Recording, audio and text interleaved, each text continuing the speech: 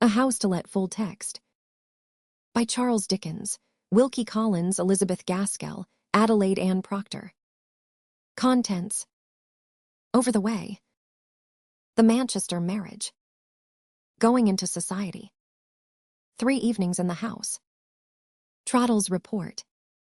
Let it last. Over the way.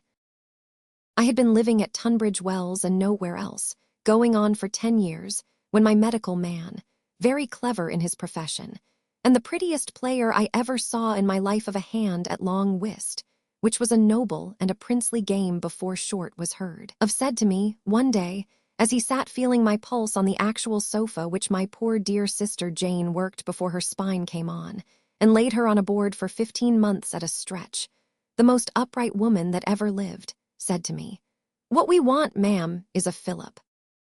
Goodness gracious, Dr. Towers, says I, quite startled at the man, for he was so christened himself. Don't talk as if you were alluding to people's names, but say what you mean. I mean, my dear ma'am, that we want a little change of air and scene. Bless the man, said I, does he mean we or me? I mean you, ma'am. Then Lard forgive you, Dr. Towers, I said. Why don't you get into a habit of expressing yourself in a straightforward manner, like a loyal subject of our gracious Queen Victoria and a member of the Church of England?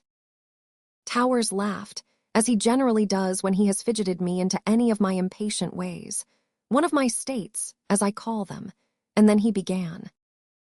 Tone, ma'am, tone, is all you require. He appealed to Trottle, who just then came in with the coal scuttle, looking, in his nice black suit, like an amiable man putting on coals from motives of benevolence.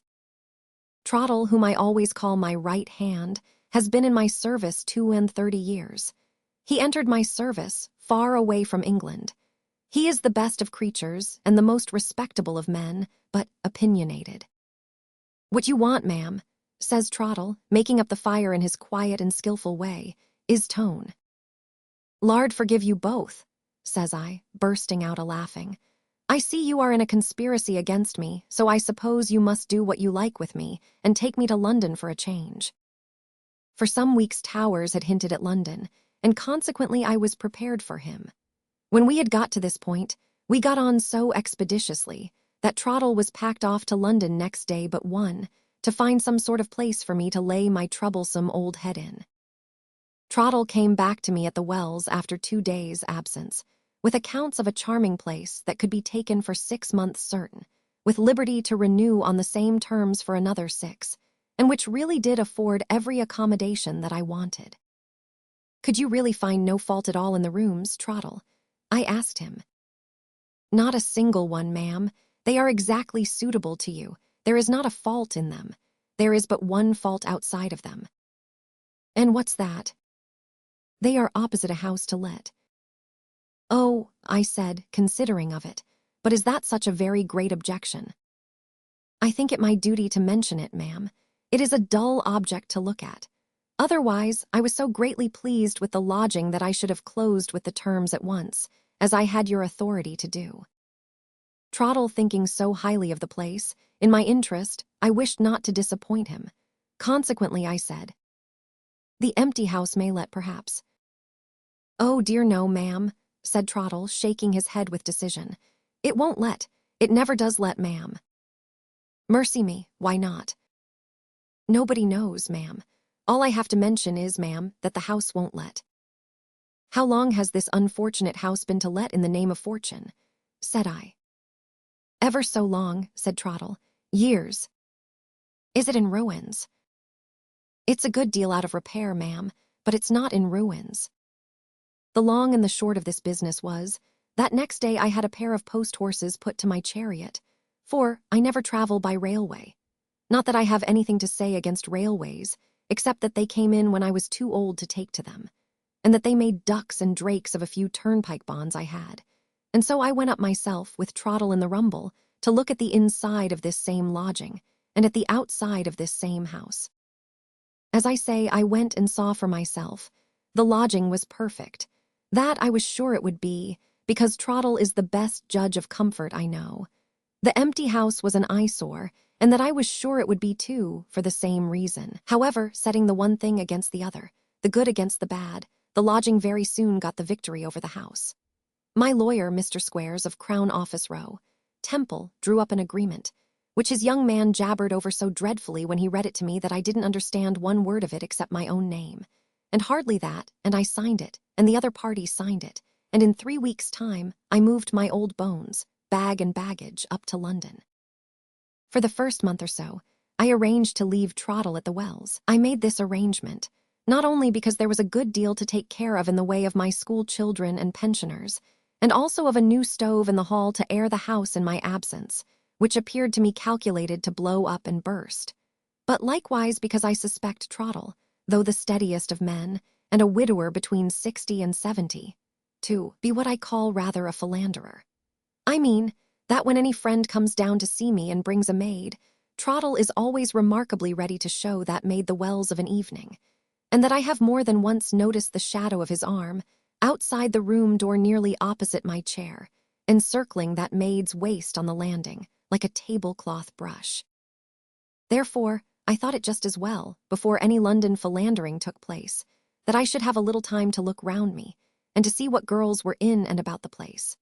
So, nobody stayed with me in my new lodging at first after Trottle had established me there safe and sound, but Peggy Flobbins, my maid, a most affectionate and attached woman, who never was an object of philandering since I have known her, and is not likely to begin to become so after 29 years next March. It was the 5th of November when I first breakfasted in my new rooms. The guys were going about in the brown fog, like magnified monsters of insects in table beer, and there was a guy resting on the doorsteps of the house to let. I put on my glasses, partly to see how the boys were pleased with what I sent them out by Peggy, and partly to make sure that she didn't approach too near the ridiculous object, which of course was full of skyrockets, and might go off into bangs at any moment. In this way it happened that the first time I ever looked at the house to let, after I became its opposite neighbor, I had my glasses on. And this might not have happened once in 50 times, for my sight is uncommonly good for my time of life, and I wear glasses as little as I can, for fear of spoiling it. I knew already that it was a 10-roomed house, very dirty and much dilapidated, that the area rails were rusty and peeling away, and that 2 or 3 of them were wanting, or half-wanting, that there were broken panes of glass in the windows, and blotches of mud on other panes, which the boys had thrown at them, that there was quite a collection of stones in the area, also proceeding from those young mischiefs, that there were games chalked on the pavement before the house, and likenesses of ghosts chalked on the street door, that the windows were all darkened by rotting old blinds, or shutters, or both, that the bills to let had curled up, as if the damp air of the place had given them cramps, or had dropped down into corners as if they were no more. I had seen all this on my first visit, and I had remarked to Trottle that the lower part of the blackboard about terms was split away, that the rest had become illegible, and that the very stone of the doorsteps was broken across. Notwithstanding, I sat at my breakfast table on that pleased to remember the 5th of November morning, staring at the house through my glasses, as if I had never looked at it before. All at once, in the first-floor window on my right, down in a low corner, at a hole in a blind or a shutter, I found that I was looking at a secret eye. The reflection of my fire may have touched it and made it shine, but I saw it shine and vanish. The eye might have seen me, or it might not have seen me, sitting there in the glow of my fire. You can take which probability you prefer, without offense, but something struck through my frame, as if the sparkle of this eye had been electric, and had flashed straight at me. It had such an effect upon me that I could not remain by myself, and I rang for Flobbins and invented some little jobs for her, to keep her in the room. After my breakfast was cleared away, I sat in the same place with my glasses on, moving my head, now so and now so, trying whether, with the shining of my fire and the flaws in the window glass, I could reproduce any sparkle seeming to be up there. That was like the sparkle of an eye, but no, I could make nothing like it. I could make ripples and crooked lines in the front of the house to let, and I could even twist one window up and loop it into another, but I could make no eye, nor anything like an eye. So I convinced myself that I really had seen an eye. Well, to be sure, I could not get rid of the impression of this eye, and it troubled me until it was almost a torment. I don't think I was previously inclined to concern my head much about the opposite house. But after this my head was full of the house, and I thought of little else than the house, and I watched the house, and I talked about the house, and I dreamed of the house. In all this, I fully believe now there was a good providence. But you will judge for yourself about that by and by. My landlord was a butler who had married a cook and set up housekeeping. They had not kept house longer than a couple of years, and they knew no more about the house to let than I did. Neither could I find out anything concerning it among the trades, people or otherwise, further than what Trottle had told me at first. It had been empty, some said 6 years, some said 8, some said 10. It never did let, they all agreed, and it never would let. I soon felt convinced that I should work myself into one of my states about the house, and I soon did. I lived for a whole month in a flurry. That was always getting worse.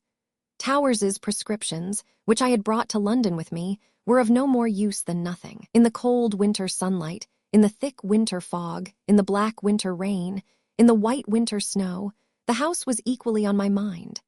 I have heard, as everybody else has, of a spirit's haunting a house, but I have had my own personal experience of a house's haunting a spirit, for that house haunted mine.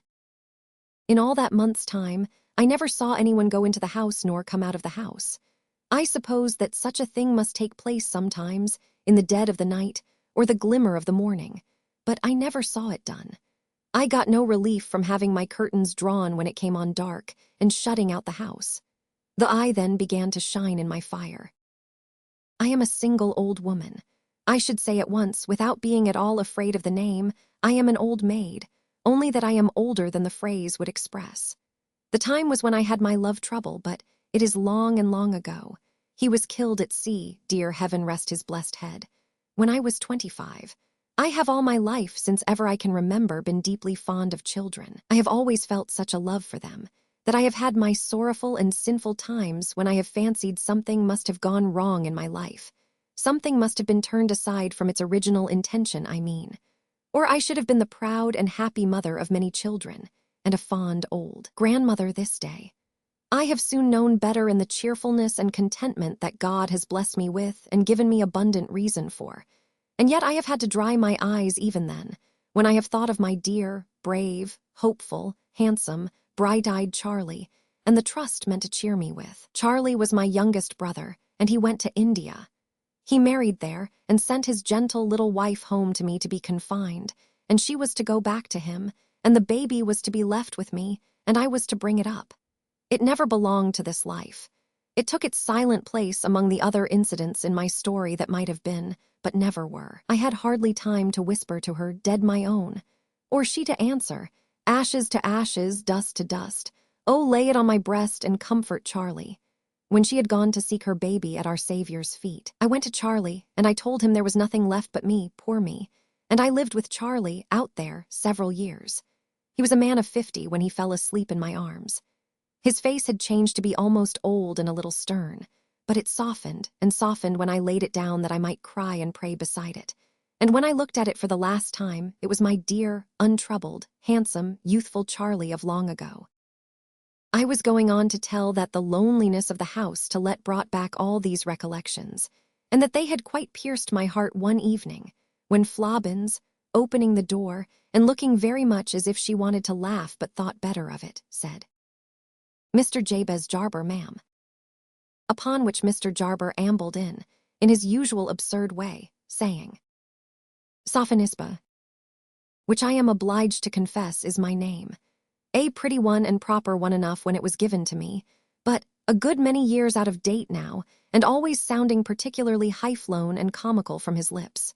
So I said, sharply, "Though it is Sophonisba, Jarber, you are not obliged to mention it that I see." In reply to this observation, the ridiculous man put the tips of my 5 right-hand fingers to his lips, and said again, with an aggravating accent on the 3rd syllable, "Sophonisba, I don't burn lamps, because I can't abide the smell of oil, and wax candles belong to my day. I hope the convenient situation of one of my tall old candlesticks on the table at my elbow will be my excuse for saying that if he did that again, I would chop his toes with it. I am sorry to add that when I told him so, I knew his toes to be tender. But really, at my time of life and at Jarber, It is too much of a good thing. There is an orchestra still standing in the open air at the Wells, before which, in the presence of a throng of fine company, I have walked a minuet with Jarber. But there is a house still standing, in which I have worn a pinafore, and had a tooth drawn by fastening a thread to the tooth and the door handle, and toddling away from the door. And how should I look now, at my years, in a pinafore, or having a door for my dentist? Besides, Jarber always was more or less an absurd man. He was sweetly dressed and beautifully perfumed, and many girls of my day would have given their ears for him, though I am bound to add that he never cared a fig for them, or their advances either, and that he was very constant to me. For he not only proposed to me before my love-happiness ended in sorrow, but afterwards too. Not once, nor yet twice, nor will we say how many times. However many they were, or however few they were, the last time he paid me that compliment was immediately after he had presented me with a digestive dinner pill stuck on the point of a pin. And I said on that occasion, laughing heartily, "Now, Jarber, if you don't know that two people whose united ages would make about 150 have got to be old, I do. And I beg to swallow this nonsense in the form of this pill, which I took on the spot, and I request to hear no more of it." After that, he conducted himself pretty well. He was always a little squeezed man, was Jarber in little sprigged waistcoats, and he had always little legs and a little smile, and a little voice, and little roundabout ways. As long as I can remember him, he was always going little errands for people, and carrying little gossip. At this present time, when he called me Sophonisba, he had a little old-fashioned lodging in that new neighborhood of mine. I had not seen him for 2 or 3 years, but I had heard that he still went out with a little perspective glass and stood on doorsteps in St. James's Street to see the nobility go to court, and went in his little cloak and goloshes outside Willis's rooms to see them go to Almack, and caught the frightfulest colds, and got himself trodden upon by coachmen and linkmen, until he went home to his landlady a mass of bruises, and had to be nursed for a month. Jarber took off his little fur-collared cloak and sat down opposite me with his little cane and hat in his hand. "Let us have no more sophonisbing, if you please, Jarber," I said. "Call me Sarah. How do you do? I hope you are pretty well." "Thank you, and you," said Jarber. "I am as well as an old woman can expect to be." Jarber was beginning. "Say, not old, Sophon," but I looked at the candlestick and he left off, pretending not to have said anything. "I am infirm, of course," I said, "and so are you. Let us both be thankful it's no worse." "Is it possible that you look worried?" said Jarber. "It is very possible. I have no doubt it is the fact." "And what has worried my soft-hearted friend?" said Jarber. "Something not easy, I suppose, to comprehend. I am worried to death by a house to let, over the way." Jarber went with his little tiptoe step to the window curtains, peeped out, and looked round at me. "Yes," said I in answer, "that house." After peeping out again, Jarber came back to his chair with a tender air and asked, "How does it worry you, Sarah?" "It is a mystery to me," said I. "Of course every house is a mystery, more or less, but something that I don't care to mention. For truly the eye was so slight a thing to mention that I was more than half ashamed of it. Has made that house so mysterious to me, and has so fixed it in my mind that I have had no peace for a month. I foresee that I shall have no peace either until Trottle comes to me next Monday. I might have mentioned before that there is a lone-standing jealousy between Trottle and Jarber, and that there is never any love lost between those two." "Trottle," petulantly repeated Jarber with a little flourish of his cane. "How is Trottle to restore the lost peace of Sarah?" "He will exert himself to find out something about the house. I have fallen into that state about it that I really must discover by some means or other, good or bad, fair or foul, how and why it is that that house remains to let." "And why Trottle? Why not?" putting his little hat to his heart. "Why not Jarber?" "To tell you the truth, I have never thought of Jarber in the matter. And now I do think of Jarber, through your having the kindness to suggest him, for which I am really and truly obliged to you. I don't think he could do it." "Sarah." "I think it would be too much for you, Jarber." "Sarah." "There would be coming and going, and fetching and carrying, Jarber, and you might catch cold." "Sarah, what can be done by Trottle can be done by me. I am on terms of acquaintance with every person of responsibility in this parish. I am intimate at the circulating library. I converse daily with the assessed taxes. I lodge with the water rate. I know the medical man. I lounge habitually at the house agent S. I dine with the church wardens. I move to the guardians. Trottle, a person in the sphere of a domestic and totally unknown to society. Don't be warm, Jarber. In mentioning Trottle, I have naturally relied on my right hand, who would take any trouble to gratify even a whim of his old mistress's. But if you can find out anything to help to unravel the mystery of this house to let, I shall be fully as much obliged to you as if there was never a Trottle in the land. Jarber rose and put on his little cloak. A couple of fierce brass lions held it tight round his little throat, but a couple of the mildest hairs might have done that, I am sure. Sarah, he said, I go. Expect me on Monday evening the 6th, when perhaps you will give me a cup of tea. May I ask for no green? Adieu. This was on a Thursday, the 2nd of December. When I reflected that Trottle would come back on Monday, too, I had my misgivings as to the difficulty of keeping the two powers from open warfare, and indeed I was more uneasy than I quite liked to confess. However, the empty house swallowed up that thought next morning, as it swallowed up most other thoughts now, and the house quite preyed upon me all that day and all the Saturday. It was a very wet Sunday, raining and blowing from morning to night. When the bells rang for afternoon church, they seemed to ring in the commotion of the puddles as well as in the wind, and they sounded very loud and dismal indeed, and the street looked very dismal indeed, and the house looked dismallest of all. I was reading my prayers near the light, and my fire was growing in the darkening window glass, when, looking up, as I prayed for the fatherless children and widows and all who were desolate and oppressed, I saw the eye again. It passed in a moment as it had done before, but this time I was inwardly more convinced that I had seen it. Well, to be sure, I had a night that night. Whenever I closed my own eyes, it was to see eyes. Next morning, at an unreasonably, and I should have said, but for that railroad an impossibly early hour, comes Trottle.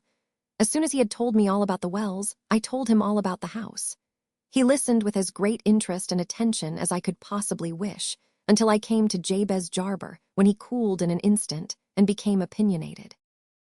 Now, Trottle, I said, pretending not to notice, when Mr. Jarber comes back this evening, we must all lay our heads together. I should hardly think that would be wanted, ma'am. Mr. Jarber's head is surely equal to anything. Being determined not to notice, I said again, that we must all lay our heads together. Whatever you order, ma'am, shall be obeyed. Still, it cannot be doubted, I should think, that Mr. Jarber's head is equal, if not superior, to any pressure that can be brought to bear upon it. This was provoking, and his way, when he came in and out all through the day, of pretending not to see the house to let, was more provoking still. However, being quite resolved not to notice, I gave no sign whatever that I did notice. But when evening came, and he showed in Jarber, and when Jarber wouldn't be helped off with his cloak, and poked his cane into cane chair backs and china ornaments and his own eye, in trying to unclasp his brazen lions of himself, which he couldn't do, after all, I could have shaken them both. As it was, I only shook the teapot and made the tea. Jarber had brought from under his cloak a roll of paper, with which he had triumphantly pointed over the way, like the ghost of Hamlet's father appearing to the late Mr. Kemble, and which he had laid on the table. A discovery, said I, pointing to it when he was seated and had got his teacup. Don't go, Trottle. The first of a series of discoveries, answered Jarber. Account of a former tenant, compiled from the water rate and medical man. Don't go, Trottle, I repeated, for I saw him making imperceptibly to the door. Begging your pardon, ma'am, I might be in Mr. Jarber's way. Jarber looked that he decidedly thought he might be. I relieved myself with a good angry croak, and said, always determined not to notice. Have the goodness to sit down, if you please, Trottle. I wish you to hear this. Trottle bowed in the stiffest manner, and took the remotest chair he could find. Even that, he moved close to the draught from the keyhole of the door. Firstly, Jarber began after sipping his tea, would my Sophon. Begin again, Jarber, said I. Would you be much surprised, if this house to let should turn out to be the property of a relation of your own. I should indeed be very much surprised. Then it belongs to your first cousin. I learn, by the way, that he is ill at this time, George Forley. Then that is a bad beginning. I cannot deny that George Forley stands in the relation of first cousin to me, but I hold no communication with him. George Forley has been a hard, bitter, stony father to a child now dead. George Forley was most implacable and unrelenting to one of his 2 daughters who made a poor marriage. George Forley brought all the weight of his band to bear as heavily against that crushed thing, as he brought it to bear lightly, favoringly, and advantageously upon her sister, who made a rich marriage. I hope that, with the measure George Forley meted, it may not be measured out to him again. I will give George Forley no worse wish. I was strong upon the subject, and I could not keep the tears out of my eyes. For That Young Girl S was a cruel story, and I had dropped many a tear over it before. The house being George Forley's, said I, is almost enough to account for there being a fate upon it if fate there is. Is there anything about George Forley in those sheets of paper? Not a word. I am glad to hear it. Please to read on. Trottle, why don't you come nearer? Why do you sit mortifying yourself in those Arctic regions? Come nearer. Thank you, ma'am. I am quite near enough to Mr. Jarber. Jarber rounded his chair, to get his back full to my opinionated friend and servant, and beginning to read, tossed the words at him over his Jabez Jarber's own ear and shoulder. He read what follows. The Manchester marriage. Mr. and Mrs. Openshaw came from Manchester to London and took the house to let. He had been, what is called in Lancashire, a salesman for a large manufacturing firm who were extending their business and opening a warehouse in London, where Mr. Openshaw was now to superintend the business. He rather enjoyed the change of residence, having a kind of curiosity about London, which he had never yet been able to gratify in his brief visits to the metropolis. At the same time, he had an odd, shrewd contempt for the inhabitants, whom he had always pictured to himself as fine, lazy people, caring nothing but for fashion and aristocracy, and lounging away their days in Bond Street and such places, ruining good English and ready in their turn to despise him as a provincial. The hours that the men of business kept in the city scandalized him too, accustomed as he was to the early dinners of Manchester folk and the consequently far longer evenings. Still, he was pleased to go to London, though he would not for the world have confessed it, even to himself, and always spoke of the step to his friends as one demanded of him by the interests of his employers, and sweetened to him by a considerable increase of salary. His salary, indeed, was so liberal that he might have been justified in taking a much larger house than this one, had he not thought himself bound to set an example to Londoners of how little a Manchester man of business cared for show. Inside, however, he furnished the house with an unusual degree of comfort, and in the winter time he insisted on keeping up as large fires as the grates would allow, in every room where the temperature was in the least chilly. Moreover, his northern sense of hospitality was such that, if he were at home, he could hardly suffer a visitor to leave the house without forcing meat and drink upon him. Every servant in the house was well warmed, well fed, and kindly treated, for their master scorned all petty saving in aught that conduced to comfort, while he amused himself by following out all his accustomed habits and individual ways in defiance of what any of his new neighbors might think. His wife was a pretty, gentle woman of suitable age and character. He was 42, she 35. He was loud and decided, she soft and yielding. They had 2 children, or rather, I should say, she had 2, for the elder, a girl of 11, was Mrs. Openshaw's child by Frank Wilson, her first husband. The younger was a little boy, Edwin, who could just prattle, and to whom his father delighted to speak in the broadest and most unintelligible Lancashire dialect, in order to keep up what he called the true Saxon accent. Mrs. Openshaw's Christian name was Alice, and her first husband had been her own cousin. She was the orphan niece of a sea captain in Liverpool, a quiet, grave little creature, of great personal attraction when she was 15 or 16, with regular features and a blooming complexion. But she was very shy, and believed herself to be very stupid and awkward, and was frequently scolded by her aunt, her own uncle's second wife. So when her cousin, Frank Wilson, came home from a long absence at sea, and first was kind and protective to her, Secondly, attentive, and thirdly, desperately in love with her, she hardly knew how to be grateful enough to him. It is true she would have preferred his remaining in the first or second stages of behavior, for his violent love puzzled and frightened her. Her uncle neither helped nor hindered the love affair, though it was going on under his own eyes. Frank's stepmother had such a variable temper that there was no knowing whether what she liked one day she would like the next, or not. At length she went to such extremes of crossness that Alice was only too glad to shut her eyes and rush blindly at the chance of escape from domestic tyranny offered her by a marriage with her cousin. And, liking him better than anyone in the world except her uncle, who was at this time at sea, she went off one morning and was married to him, her only bridesmaid being the housemaid at her Aunt S. The consequence was that Frank and his wife went into lodgings, and Mrs. Wilson refused to see them and turned away Nora, the warm-hearted housemaid, whom they accordingly took into their service. When Captain Wilson returned from his voyage, he was very cordial with the young couple and spent many an evening at their lodgings, smoking his pipe and sipping his grog. But he told them that, for quietness' sake, he could not ask them to his own house, for his wife was bitter against them. They were not very unhappy about this.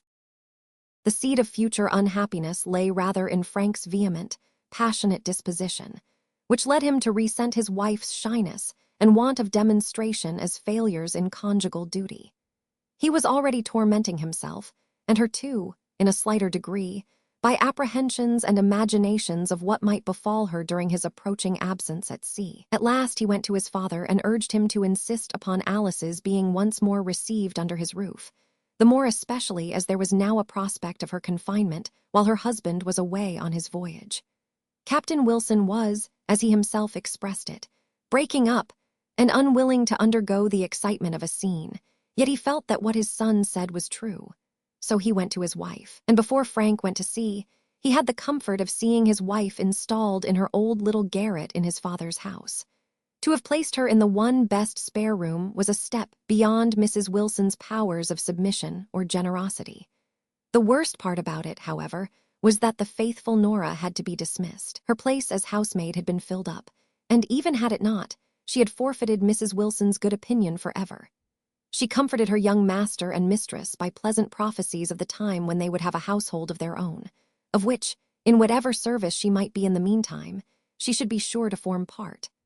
Almost the last action Frank Wilson did, before setting sail, was going with Alice to see Nora once more at her mother's house, and then he went away.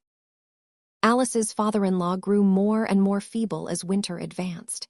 She was of great use to her stepmother in nursing and amusing him, and although there was anxiety enough in the household, there was perhaps more of peace than there had been for years, for Mrs. Wilson had not a bad heart, and was softened by the visible approach of death to one whom she loved, and touched by the lonely condition of the young creature, expecting her first confinement in her husband's absence. To this relenting mood Nora owed the permission to come and nurse Alice when her baby was born, and to remain to attend on Captain Wilson. Before one letter had been received from Frank, who had sailed for the East Indies and China, his father died.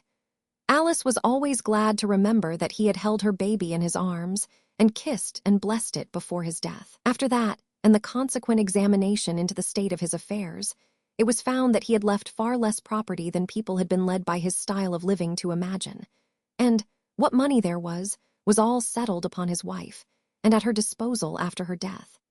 This did not signify much to Alice, as Frank was now first mate of his ship, and in another voyage or two would be captain.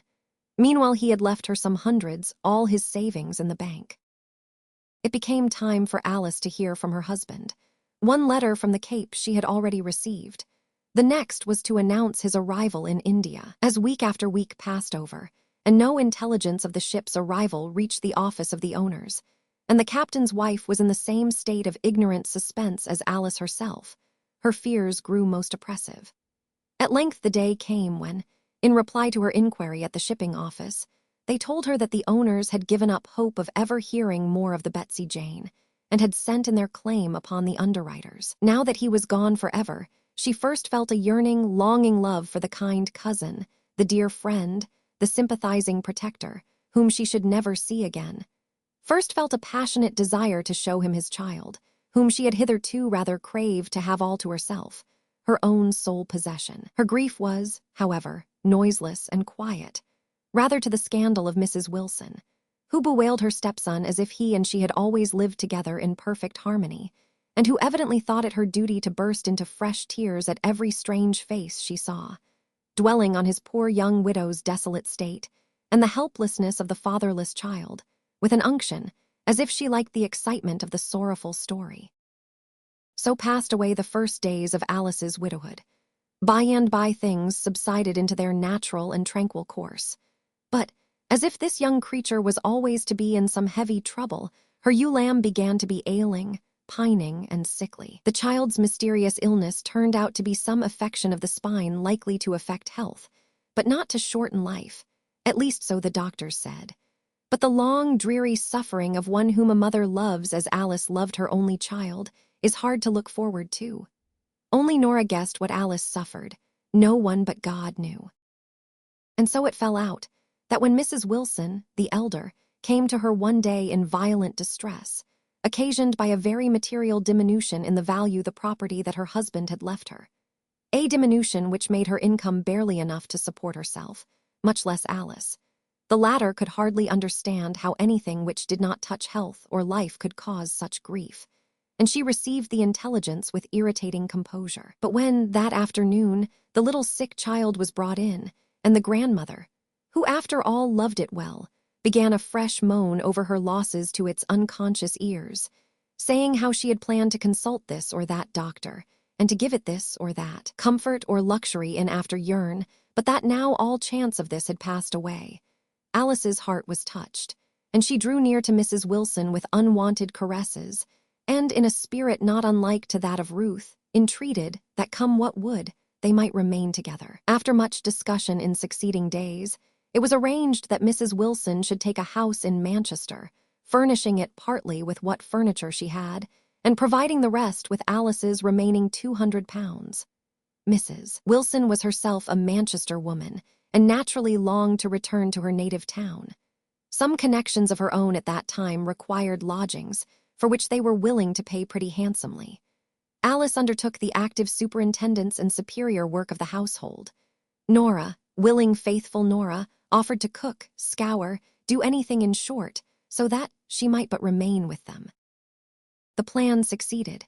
For some years their first lodgers remained with them, and all went smoothly, with the one sad exception of the little girl's increasing deformity. How that mother loved that child is not for words to tell. Then came a break of misfortune. Their lodgers left, and no one succeeded to them. After some months they had to remove to a smaller house, and Alice's tender conscience was torn by the idea that she ought not to be a burden to her mother-in-law, but ought to go out and seek her own maintenance, and leave her child. The thought came like the sweeping boom of a funeral bell over her heart. By and by, Mr. Openshaw came to lodge with them. He had started in life as the errand boy and sweeper out of a warehouse, had struggled up through all the grades of employment in the place, fighting his way through the hard, striving Manchester life with strong, pushing energy of character. Every spare moment of time had been sternly given up to self-teaching. He was a capital accountant, a good French and German scholar, a keen, far-seeing tradesman, understanding markets and the bearing of events both near and distant on trade. And yet, with such vivid attention to present details, that I do not think he ever saw a group of flowers in the fields without thinking whether their colors would, or would not, form harmonious contrasts in the coming spring muslins and prints. He went to debating societies, and threw himself with all his heart and soul into politics, esteeming, it must be owned, every man a fool or a knave who differed from him, and overthrowing his opponents rather by the loud strength of his language than the calm strength of his logic. There was something of the Yankee in all this. Indeed, his theory ran parallel to the famous Yankee motto, England flogs creation, and Manchester flogs England. Such a man, as may be fancied, had had no time for falling in love or any such nonsense. At the age when most young men go through their courting and matrimony, he had not the means of keeping a wife, and was far too practical to think of having one. And now that he was in easy circumstances, a rising man, he considered women almost as encumbrances to the world, with whom a man had better have as little to do as possible. His first impression of Alice was indistinct, and he did not care enough about her to make it distinct. A pretty yéné kind of woman would have been his description of her if he had been pushed into a corner. He was rather afraid, in the beginning, that her quiet ways arose from a listlessness and laziness of character, which would have been exceedingly discordant to his active, energetic nature. But when he found out the punctuality with which his wishes were attended to, and her work was done, when he was called in the morning at the very stroke of the clock, his shaving water scalding hot, his fire bright, his coffee made exactly as his peculiar fancy dictated, for he was a man who had his theory about everything, based upon what he knew of science, and often perfectly original. Then he began to think, not that Alice had any peculiar merit, but that he had got into remarkably good lodgings. His restlessness wore away, and he began to consider himself as almost settled for life in them. Mr. Openshaw had been too busy, all his life, to be introspective. He did not know that he had any tenderness in his nature, and if he had become conscious of its abstract existence, he would have considered it as a manifestation of disease in some part of his nature. But he was decoyed into pity unawares, and pity led on to tenderness. That little helpless child, always carried about by one of the 3 busy women of the house, or else patiently threading colored beads in the chair from which, by no effort of its own, could it ever move. The great grave blue eyes, full of serious, not uncheerful, expression, giving to the small delicate face a look beyond its years. The soft plaintive voice dropping out but few words, so unlike the continual prattle of a child, caught Mr. Openshaw's attention in spite of himself. One day, he half scorned himself for doing so. He cut short his dinner hour to go in search of some toy which should take the place of those eternal beads. I forget what he bought, but when he gave the present, which he took care to do in a short, abrupt manner, and when no one was by to see him, he was almost thrilled by the flash of delight that came over that child's face, and could not help all through that afternoon going over and over again the picture left on his memory, by the bright effect of unexpected joy on the little girl's face. When he returned home, he found his slippers placed by his sitting-room fire, and even more careful attention paid to his fancies than was habitual in those model lodgings. When Alice had taken the last of his tea-things away, she had been silent as usual till then. She stood for an instant with the door in her hand. Mr. Openshaw looked as if he were deep in his book, though in fact he did not see a line, but was heartily wishing the woman would be gone and not make any palaver of gratitude. But she only said, "I am very much obliged to you, sir. Thank you very much," and was gone, even before he could send her away with a "There, my good woman, that's enough." For some time longer he took no apparent notice of the child. He even hardened his heart into disregarding her sudden flush of color and little timid smile of recognition when he saw her by chance.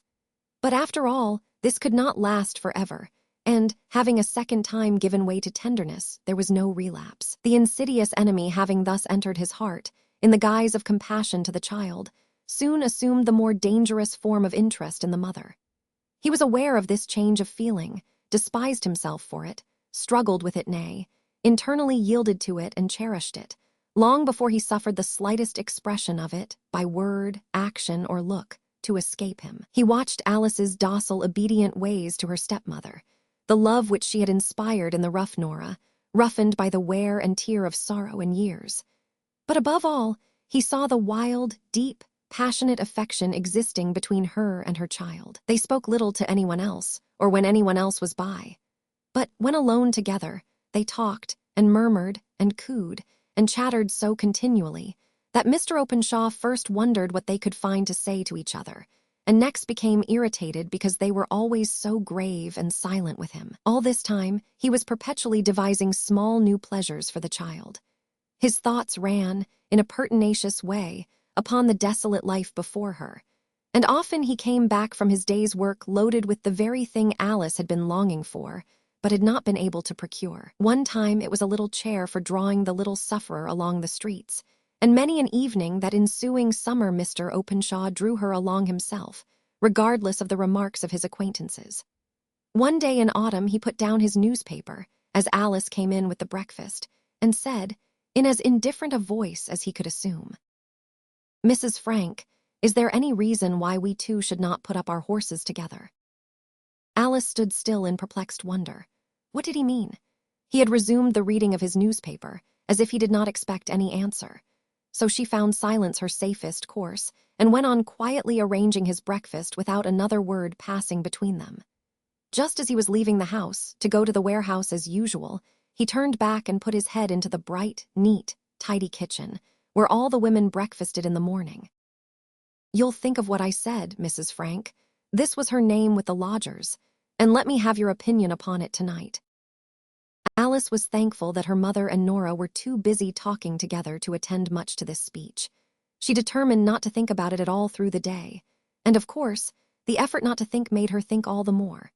At night, she sent up Nora with his tea, but Mr. Openshaw almost knocked Nora down as she was going out at the door by pushing past her and calling out Mrs. Frank, in an impatient voice at the top of the stairs.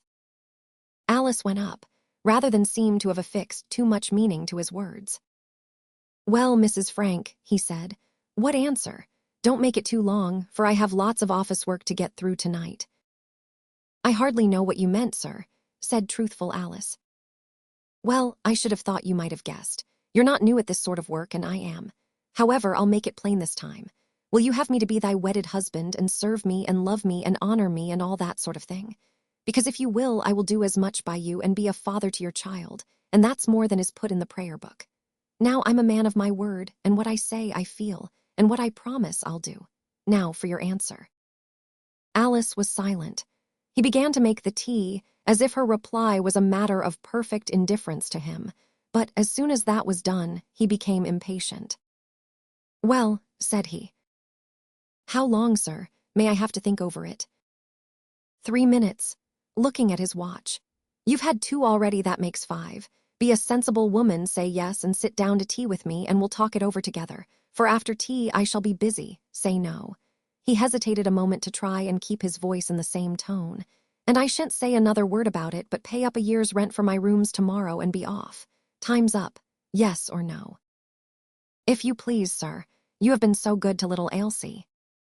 There, sit down comfortably by me on the sofa, and let us have our tea together.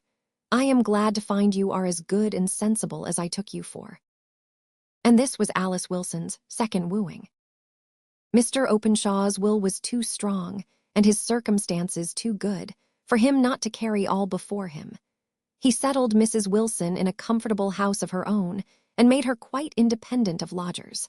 The little that Alice said with regard to future plans was in Nora's behalf. "No," said Mr. Openshaw. "Nora shall take care of the old lady as long as she lives, and after that she shall either come and live with us, or, if she likes it better, she shall have a provision for life, for your sake, Mrs. No one who has been good to you or the child shall go unrewarded, but even the little one will be better for some fresh stuff about her. Get her a bright, sensible girl as a nurse, one who won't go rubbing her with calf's foot jelly as Nora does, wasting good stuff outside that ought to go in, but will follow doctor's directions, which, as you must see pretty clearly by this time, Nora won't, because they give the poor little wench pain. Now I'm not above being nesh for other folks myself. I can stand a good blow and never change color, but set me in the operating room in the infirmary, and I turn as sick as a girl. Yet, if need were, I would hold the little wench on my knees while she screeched with pain, if it were to do her poor back good. Nay, nay, wench, keep your white looks for the time when it comes. I don't say it ever will. But this I know, Nora will spare the child and cheat the doctor if she can. Now, I say, give the bairn a year or two's chance, and then, when the pack of doctors have done their best, and maybe the old lady has gone, we'll have Nora back or do better for her." The pack of doctors could do no good to little Ailsie. She was beyond their power, but her father, for so he insisted on being called, and also on Alice's no longer retaining the appellation of Mamma, but becoming henceforward Mother, by his healthy cheerfulness of manner, his clear decision of purpose, his odd turns and quirks of humor, added to his real, strong love for the helpless little girl, infused a new element of brightness and confidence into her life. And though her back remained the same, her general health was strengthened, and Alice, never going beyond a smile herself, had the pleasure of seeing her child taught to laugh. As for Alice's own life, it was happier than it had ever been. Mr. Openshaw required no demonstration, no expressions of affection from her. Indeed, these would rather have disgusted him. Alice could love deeply, but could not talk about it. The perpetual requirement of loving words, looks, and caresses, and misconstruing their absence into absence of love, had been the great trial of her former married life. Now, all went on clear and straight, under the guidance of her husband's strong sense, warm heart, and powerful will. Year by year, their worldly prosperity increased. At Mrs. Wilson's death, Nora came back to them, as nurse to the newly born little Edwin, into which post she was not installed without a pretty strong oration on the part of the proud and happy father, who declared that if he found out that Nora ever tried to screen the boy by a falsehood, or to make him nesh either in body or mind, she should go that very day. Nora and Mr. Openshaw were not on the most thoroughly cordial terms, neither of them fully recognizing or appreciating the other's best qualities. This was the previous history of the Lancashire family, who had now removed to London, and had come to occupy the house. They had been there about a year, when Mr. Openshaw suddenly informed his wife that he had determined to heal long-standing feuds, and had asked his uncle and Aunt Chadwick to come and pay them a visit and see London.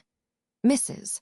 Openshaw had never seen this uncle and aunt of her husband's. Years before she had married him, there had been a quarrel. All she knew was that Mr. Chadwick was a small manufacturer in a country town in South Lancashire. She was extremely pleased that the breach was to be healed, and began making preparations to render their visit pleasant. They arrived at last. Going to see London was such an event to them that Mrs. Chadwick had made all new linen fresh for the occasion from nightcaps downwards. And as for gowns, ribbons, and collars, she might have been going into the wilds of Canada where never a shop is, so large was her stock. A fortnight before the day of her departure for London, she had formally called to take leave of all her acquaintance, saying she should need all the intermediate time for packing up. It was like a second wedding in her imagination.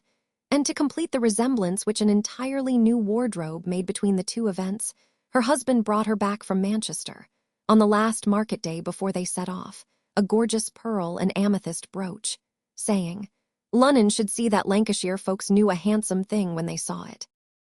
For some time after Mr. and Mrs. Chadwick arrived at the Openshaws, there was no opportunity for wearing this brooch, but at length they obtained an order to see Buckingham Palace, and the spirit of loyalty demanded that Mrs. Chadwick should wear her best clothes in visiting the abode of her sovereign. On her return, she hastily changed her dress, for Mr. Openshaw had planned that they should go to Richmond, drink tea, and return by moonlight. Accordingly, about 5 o'clock, Mr. and Mrs. Openshaw and Mr. and Mrs. Chadwick set off.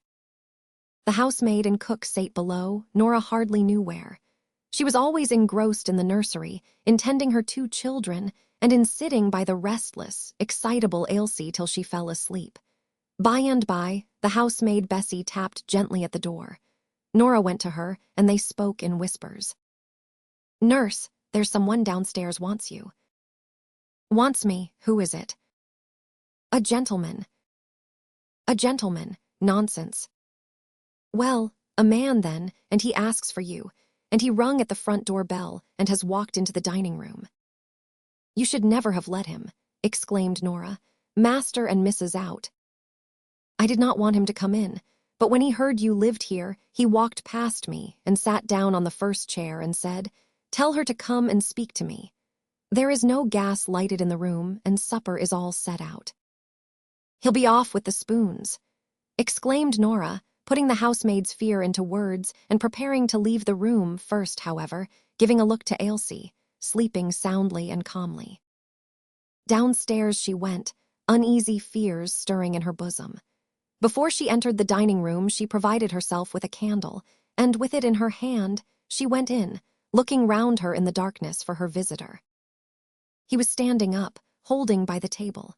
Nora and he looked at each other, gradual recognition coming into their eyes. "Nora," at length he asked. "Who are you?" asked Nora, with the sharp tones of alarm and incredulity. "I don't know you," trying, by futile words of disbelief, to do away with the terrible fact before her. "Am I so changed?" he said pathetically. "I dare say I am, but Nora, tell me." He breathed hard. "Where is my wife? Is she alive?" He came nearer to Nora and would have taken her hand, but she backed away from him, looking at him all the time with staring eyes as if he were some horrible object. Yet he was a handsome, bronzed, good-looking fellow with beard and mustache, giving him a foreign-looking aspect. But his eyes... There was no mistaking those eager, beautiful eyes, the very same that Nora had watched not half an hour ago, till sleep stole softly over them. "Tell me, Nora, I can bear it. I have feared it so often. Is she dead?" Nora still kept silence. "She is dead." He hung on Nora's words and looks, as if for confirmation or contradiction. "What shall I do?" groaned Nora. "Oh, sir, why did you come? How did you find me out? Where have you been? We thought you dead. We did, indeed." She poured out words and questions to gain time, as if time would help her.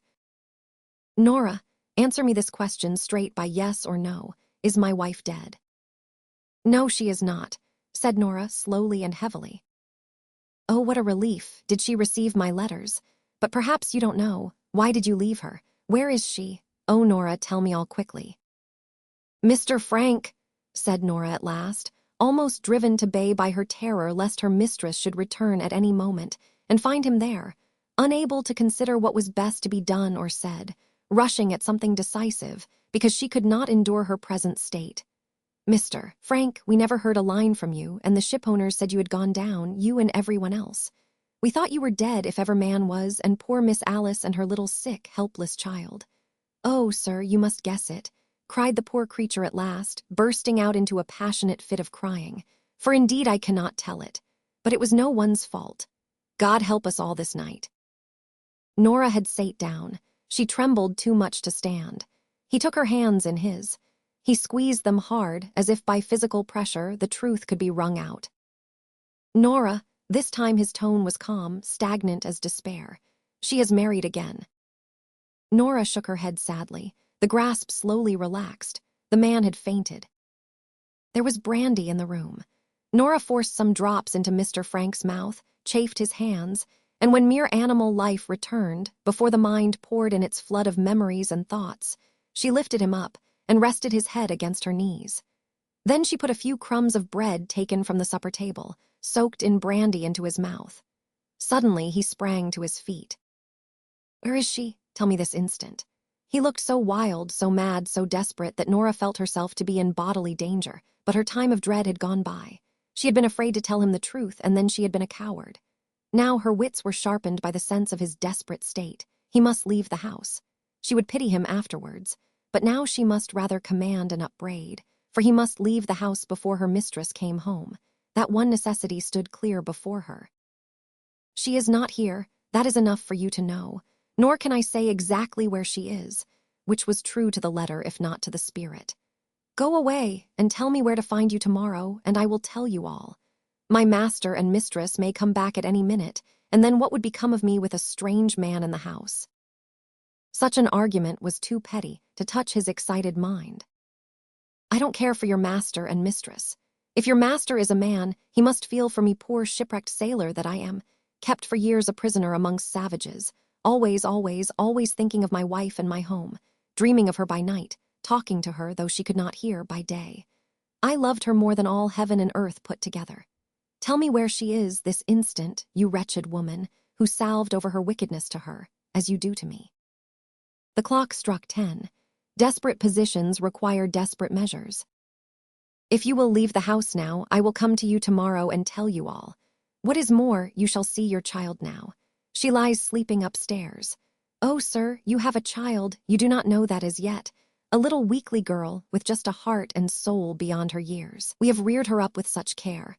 We watched her, for we thought for many a year she might die any day, and we tended her, and no hard thing has come near her, and no rough word has ever been said to her.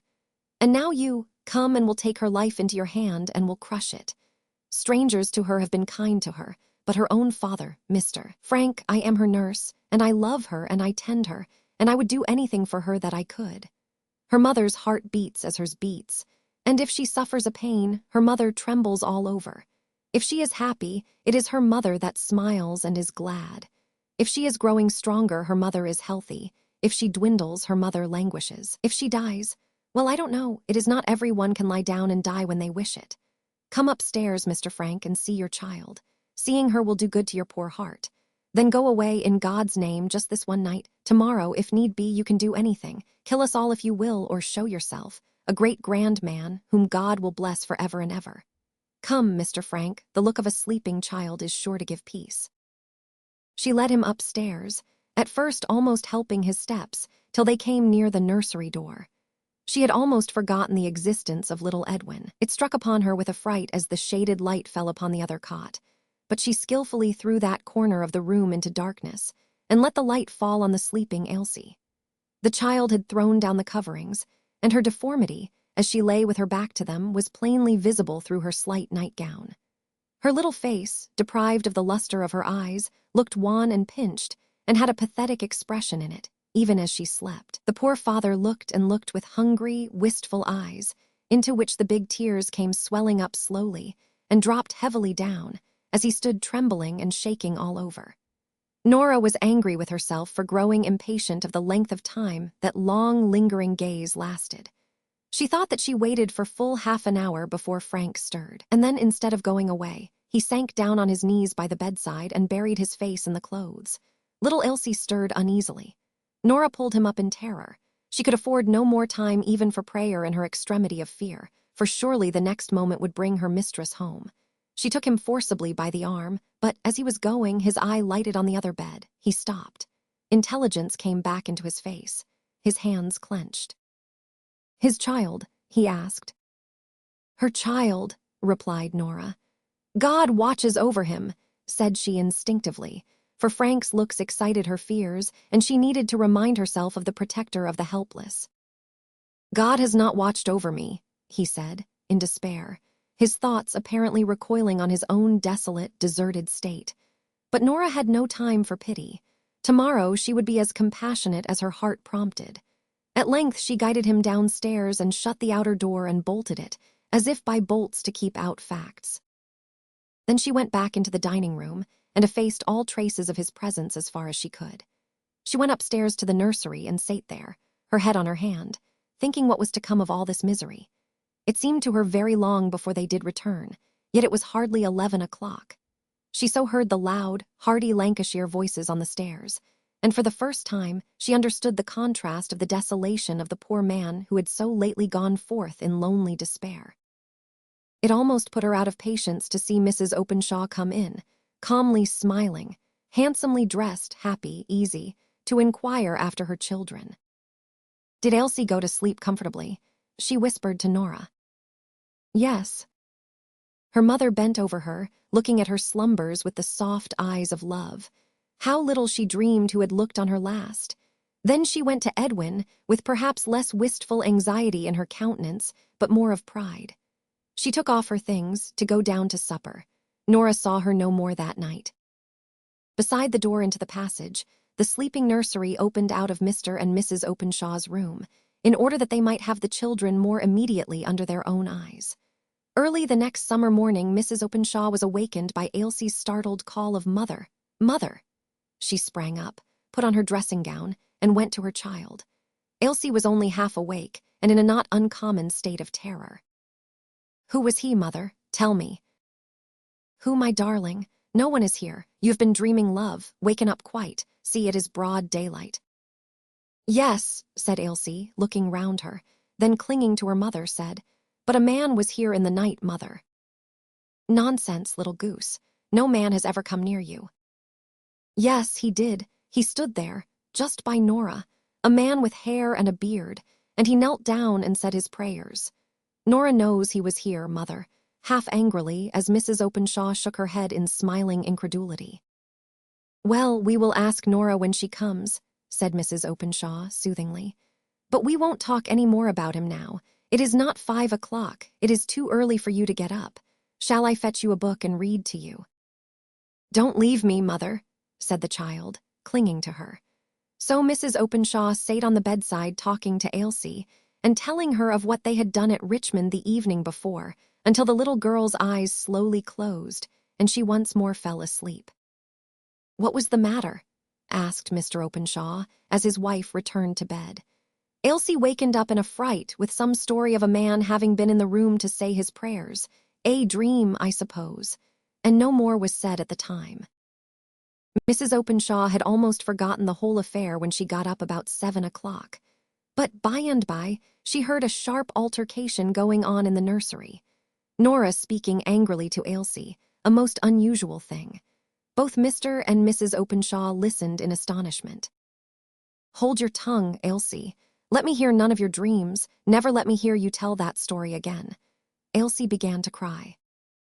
Mr. Openshaw opened the door of communication before his wife could say a word. "Nora, come here." The nurse stood at the door, defiant. She perceived she had been heard, but she was desperate. "Don't let me hear you speak in that manner to Ailsie again," he said sternly, and shut the door. Nora was infinitely relieved, for she had dreaded some questioning, and a little blame for sharp speaking was what she could well bear if cross-examination was let alone. Downstairs they went, Mr. Openshaw carrying Ailsie, the sturdy Edwin coming step by step, right foot foremost, always holding his mother's hand. Each child was placed in a chair by the breakfast table, and then Mr. and Mrs. Openshaw stood together at the window, awaiting their visitors' appearance and making plans for the day. There was a pause. Suddenly Mr. Openshaw turned to Ailsie and said, "What a little goosey somebody is with her dreams, waking up poor, tired mother in the middle of the night with a story of a man being in the room." "Father, I'm sure I saw him," said Ailsie, half crying. "I don't want to make Nora angry, but I was not asleep for all she says I was. I had been asleep, and I awakened up quite wide awake though I was so frightened. I kept my eyes nearly shut, and I saw the man quite plain. A great brown man with a beard. He said his prayers, and then he looked at Edwin, and then Nora took him by the arm and led him away after they had whispered a bit together." "Now, my little woman must be reasonable," said Mr. Openshaw, who was always patient with Ailsie. "There was no man in the house last night at all. No man comes into the house, as you know, if you think, much less goes up into the nursery. But sometimes we dream something has happened, and the dream is so like reality that you are not the first person, little woman, who has stood out that the thing has really happened." "But indeed it was not a dream," said Ailsie, beginning to cry. Just then Mr. and Mrs. Chadwick came down, looking grave and discomposed. All during breakfast time they were silent and uncomfortable. As soon as the breakfast things were taken away and the children had been carried upstairs, Mr. Chadwick began in an evidently preconcerted manner to inquire if his nephew was certain that all his servants were honest. For that Mrs. Chadwick had that morning missed a very valuable brooch which she had worn the day before. She remembered taking it off when she came home from Buckingham Palace. Mr. Openshaw's face contracted into hard lines, grew like what it was before he had known his wife and her child. He rang the bell even before his uncle had done speaking. It was answered by the housemaid. "Mary, was anyone here last night while we were away?" "A man, sir, came to speak to Nora." "To speak to Nora? Who was he? How long did he stay?" "I'm sure I can't tell, sir. He came, perhaps about 9. I went up to tell Nora in the nursery, and she came down to speak to him. She let him out, sir. She will know who he was and how long he stayed." She waited a moment to be asked any more questions, but she was not, so she went away. A minute afterwards Openshaw made as though he were going out of the room, but his wife laid her hand on his arm. "Do not speak to her before the children," she said, in her low, quiet voice. "I will go up and question her." "No, I must speak to her. You must know," said he, turning to his uncle and aunt. "My missus has an old servant as faithful as ever woman was, I do believe, as far as love goes, but at the same time who does not always speak truth, as even the missus must allow. Now my notion is that this Nora of ours has been come over by some good-for-nothing chap, for she's at the time o' life when they say women pray for husbands, any, good Lord, any, and has let him into our house, and the chap has made off with your brooch, and and many another thing beside. It's only saying that Nora is soft-hearted and does not stick at a white lie. That's all, missus." It was curious to notice how his tone, his eyes, his whole face changed as he spoke to his wife, but he was the resolute man through all. She knew better than to oppose him, so she went upstairs and told Nora her master wanted to speak to her, and that she would take care of the children in the meanwhile. Nora rose to go without a word. Her thoughts were these: If they tear me to pieces, they shall never know through me. He may come, and then just Lord have mercy upon us all, for some of us are dead folk to a certainty. But he shall do it, not me. You may fancy, now, her look of determination as she faced her master alone in the dining room. Mr. and Mrs. Chadwick having left the affair in their nephew's hands, seeing that he took it up with such vehemence. "Nora, who was that man that came to my house last night?" "Man, sir," as if infinitely, surprised, but it was only to gain time. "Yes, the man whom Mary let in, whom she went upstairs to the nursery to tell you about, whom you came down to speak to. The same chap, I make no doubt, whom you took into the nursery to have your talk out with, whom Elsie saw and afterwards dreamed about, thinking, poor wench, she saw him say his prayers when nothing, I'll be bound, was farther from his thoughts, who took Mrs. Chadwick's brooch, value £10. Now, Nora, don't go off. I am as sure as that my name's Thomas Openshaw that you knew nothing of this robbery. But I do think you've been imposed on, and that's the truth. Some good-for-nothing chap has been making up to you, and you've been just like all other women, and have turned a soft place in your heart to him. And he came last night a-loviering, and you had him up in the nursery, and he made use of his opportunities, and made off with a few things on his way down. Come now, Nora, it's no blame to you, only you must not be such a fool again. Tell us," he continued, "what name he gave you, Nora. I'll be bound it was not the right one, but it will be a clue for the police." Nora drew herself up.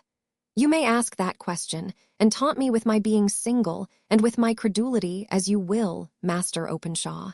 You'll get no answer from me. As for the brooch, and the story of theft and burglary, if any friend ever came to see me, which I defy you to prove, and deny, he'd be just as much above doing such a thing as you yourself, Mr. Openshaw, and more so, too.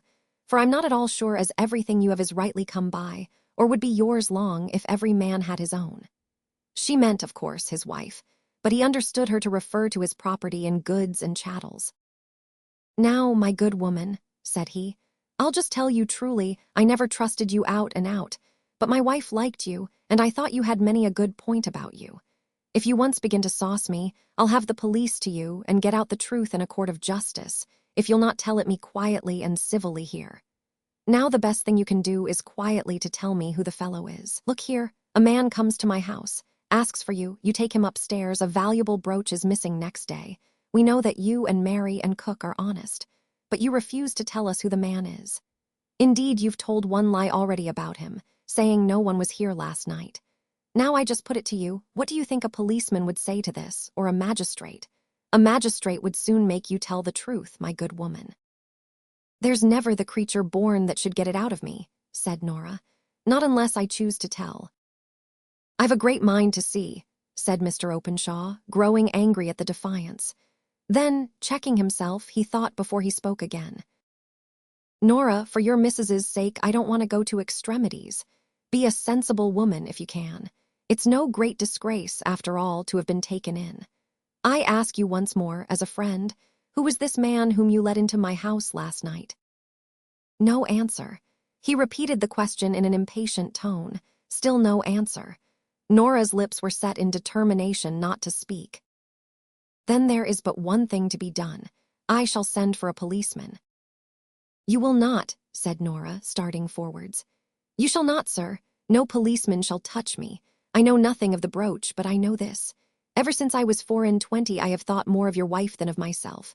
Ever since I saw her, a poor motherless girl put upon in her uncle's house, I have thought more of serving her than of serving myself. I have cared for her and her child, as nobody ever cared for me. I don't cast blame on you, sir, but I say it's ill giving up one's life to anyone, for at the end they will turn round upon you and forsake you. Why does not my missus come herself to suspect me? Maybe she is gone for the police. But I don't stay here either for police or magistrate or master. You're an unlucky lot. I believe there's a curse on you. I'll leave you this very day. Yes, I leave that poor Elsie too. I will, no good will ever come to you." Mr. Openshaw was utterly astonished at this speech, most of which was completely unintelligible to him, as may easily be supposed. Before he could make up his mind what to say, or what to do, Nora had left the room. I do not think he had ever really intended to send for the police to this old servant of his wife's, for he had never for a moment doubted her perfect honesty. But he had intended to compel her to tell him who the man was, and in this he was baffled. He was, consequently, much irritated. He returned to his uncle and aunt in a state of great annoyance and perplexity, and told them he could get nothing out of the woman, that some man had been in the house the night before, but that she refused to tell who he was. At this moment, his wife came in, greatly agitated, and asked what had happened to Nora, for that she had put on her things in passionate haste and had left the house. "This looks suspicious," said Mr. Chadwick. "It is not the way in which an honest person would have acted." Mr. Openshaw kept silence. He was sorely perplexed. But Mrs. Openshaw turned round on Mr. Chadwick with a sudden fierceness no one ever saw in her before. "You don't know Nora, uncle. She is gone because she is deeply hurt at being suspected. Oh, I wish I had seen her, that I had spoken to her myself. She would have told me anything." Alice wrung her hands. "I must confess," continued Mr. Chadwick to his nephew in a lower voice, "I can't make you out. You used to be a word and a blow, and oftenest the blow first. And now, when there is every cause for suspicion, you just do not. Your missus is a very good woman, I grant, but she may have been put upon as well as other folk, I suppose. If you don't send for the police, I shall." "Very well," replied Mr. Openshaw surlily. "I can't clear Nora. She won't clear herself, as I believe she might if she would. Only I wash my hands of it, for I am sure the woman herself is honest, and she's lived a long time with my wife, and I don't like her to come to shame. But she will then be forced to clear herself. That, at any rate, will be a good thing." Very well, very well. I am heartsick of the whole business. Come, Alice, come up to the babies, they'll be in a sore way. I tell you, uncle," he said, turning round once more to Mr. Chadwick, suddenly and sharply, after his eye had fallen on Alice's wan, tearful, anxious face. "I'll have none sending for the police after all.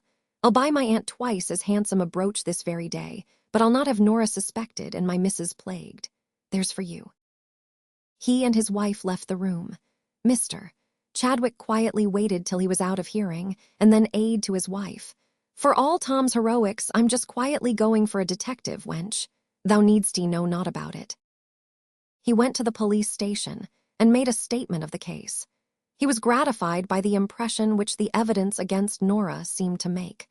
The men all agreed in his opinion, and steps were to be immediately taken to find out where she was. Most probably, as they suggested, she had gone at once to the man, who, to all appearance, was her lover. When Mr. Chadwick asked how they would find her out, they smiled, shook their heads, and spoke of mysterious but infallible ways and means. He returned to his nephew's house with a very comfortable opinion of his own sagacity. He was met by his wife with a penitent face. "Oh, master, I've found my brooch. It was just sticking by its pin in the flounce of my brown silk that I wore yesterday. I took it off in a hurry, and it must have caught in it, and I hung up my gown in the closet. Just now, when I was going to fold it up, there was the brooch. I'm very vexed, but I never dreamt but what it was lost." Her husband muttering something very like, "Confound thee and thy brooch too. I wish I'd never given it thee," snatched up his hat and rushed back to the station, hoping to be in time to stop the police from searching for Nora. But a detective was already gone off on the errand.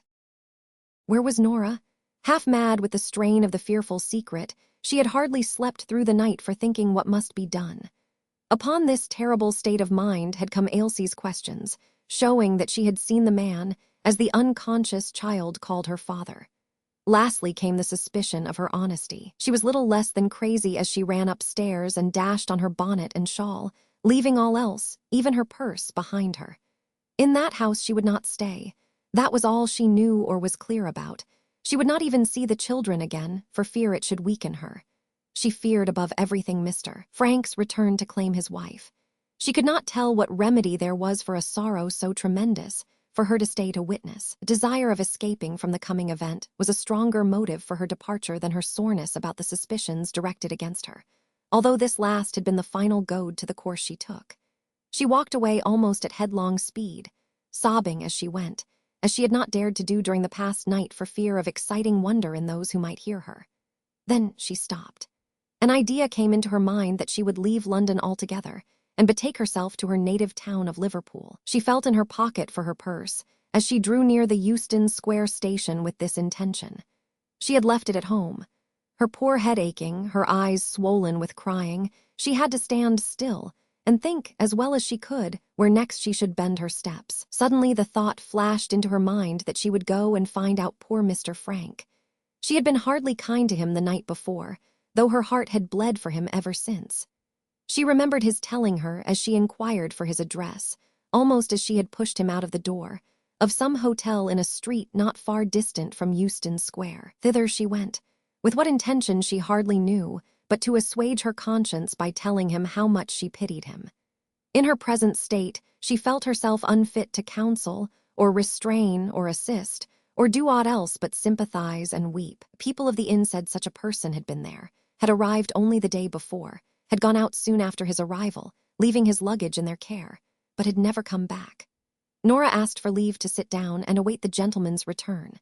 The landlady, pretty secure in the deposit of luggage against any probable injury, showed her into a room and quietly locked the door on the outside. Nora was utterly worn out and fell asleep, a shivering, starting, uneasy slumber which lasted for hours. The detective, meanwhile, had come up with her some time before she entered the hotel, into which he followed her, asking the landlady to detain her for an hour or so, without giving any reason beyond showing his authority, which made the landlady applaud herself a good deal for having locked her in. He went back to the police station to report his proceedings. He could have taken her directly, but his object was, if possible, to trace out the man who was supposed to have committed the robbery. Then he heard of the discovery of the brooch, and consequently did not care to return. Nora slept till even the summer evening began to close in. Then up. Someone was at the door. It would be Mr. Frank, and she dizzily pushed back her ruffled gray hair, which had fallen over her eyes, and stood looking to see him. Instead, there came in Mr. Openshaw and a policeman. "This is Nora Kennedy," said Mr. Openshaw. "Oh, sir," said Nora, "I did not touch the brooch. Indeed, I did not. Oh, sir, I cannot live to be thought so badly of." And very sick and faint, she suddenly sank down on the ground. To her surprise, Mr. Openshaw raised her up very tenderly. Even the policeman helped to lay her on the sofa, and at Mr. Openshaw's desire, he went for some wine and sandwiches, for the poor gaunt woman lay there almost as if dead with weariness and exhaustion. "Nora," said Mr. Openshaw in his kindest voice, "the brooch is found. It was hanging to Mrs. Chadwick's gown. I beg your pardon. Most truly I beg your pardon for having troubled you about it. My wife is almost broken-hearted. Eat, Nora, or stay, first drink this glass of wine," said he, lifting her head, pouring a little down her throat. As she drank, she remembered where she was and who she was waiting for. She suddenly pushed Mr. Openshaw away, saying, "Oh, sir, you must go. You must not stop a minute. If he comes back, he will kill you." "Alas, Nora, I do not know who he is, but someone is gone away who will never come back, someone who knew you and whom I am afraid you cared for."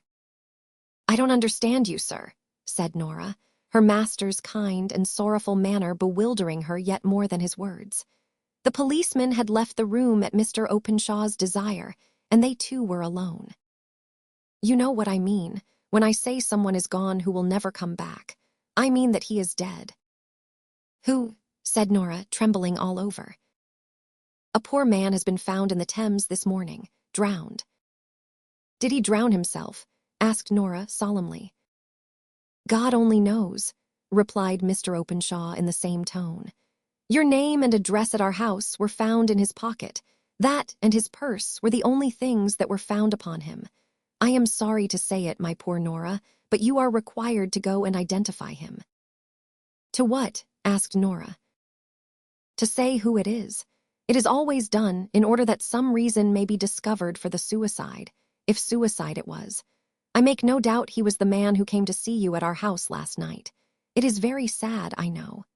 He made pauses between each little clause in order to try and bring back her senses, which he feared were wandering, so wild and sad was her look. "Master Openshaw," said she at last, "I've a dreadful secret to tell you, only you must never breathe it to anyone, and you and I must hide it away forever. I thought to have done it all by myself, but I see I cannot. Yon poor man, yes, the dead, drowned creature is, I fear, Mr. Frank, my mistress's first husband." Mr. Openshaw sate down as if shot. He did not speak, but after a while he signed to Nora to go on. He came to me the other night. When, God be thanked, you were all away at Richmond. He asked me if his wife was dead or alive. I was a brute and thought more of our all coming home than of his sore trial. Spoke out sharp and said she was married again and very content and happy. I all but turned him away, and now he lies dead and cold. God forgive me, said Mr. Openshaw. God forgive us all, said Nora.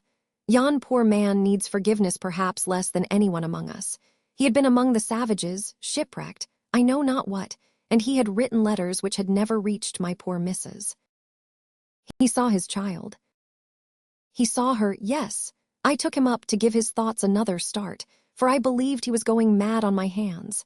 I came to seek him here, as I more than half promised. My mind misgave me when I heard he had never come in.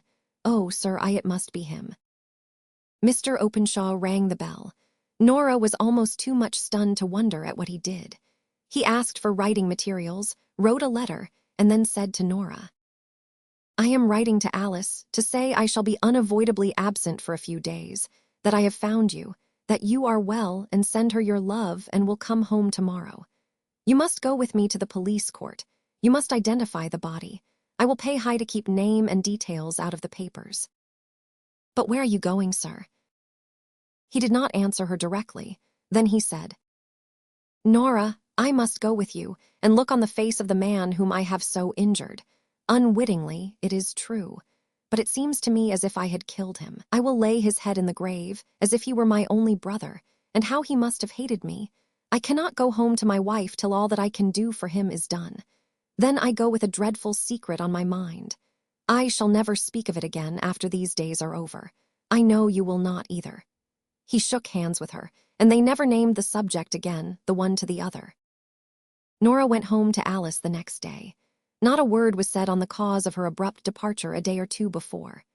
Alice had been charged by her husband in his letter not to allude to the supposed theft of the brooch. So she, implicitly obedient to those whom she loved both by nature and habit, was entirely silent on the subject, only treated Nora with the most tender respect, as if to make up for unjust suspicion. Nor did Alice inquire into the reason why Mr. Openshaw had been absent during his uncle and aunt's visit, after he had once said that it was unavoidable.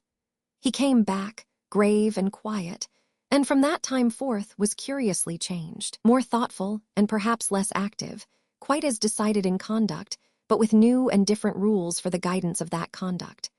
Towards Alice he could hardly be more kind than he had always been, but he now seemed to look upon her as someone sacred and to be treated with reverence as well as tenderness. He throve in business and made a large fortune, one half of which was settled upon her. Long years after these events, a few months after her mother died, Ailsie and her father, as she always called Mr. Openshaw, drove to a cemetery a little way out of town, and she was carried to a certain mound by her maid, who was then sent back to the carriage. There was a headstone with F.W. and a date. That was all.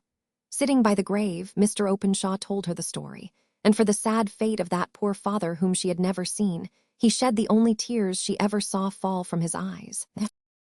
A most interesting story all through, I said, as Jarber folded up the first of his series of discoveries in triumph. A story that goes straight to the heart, especially at the end. But I stopped and looked at Trottle. Trottle entered his protest, directly in the shape of a cough.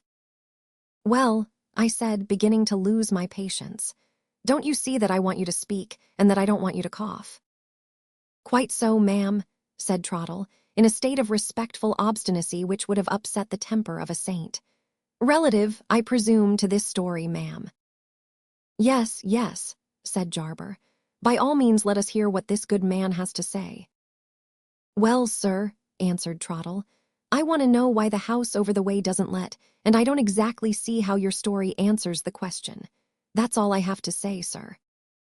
I should have liked to contradict my opinionated servant at that moment. But, excellent as the story was in itself, I felt that he had hit on the weak point, so far as Jarber's particular purpose in reading it was concerned. And that is what you have to say, is it? Repeated Jarber. I enter this room announcing that I have a series of discoveries, and you jump instantly to the conclusion that the first of the series exhausts my resources. Have I your permission, dear lady, to enlighten this obtuse person, if possible, by reading number 2? My work is behindhand, ma'am, said Trottle, moving to the door the moment I gave Jarber leave to go on. Stop where you are, I said, in my most peremptory manner, and give Mr. Jarber his fair opportunity of answering your objection now you have made it.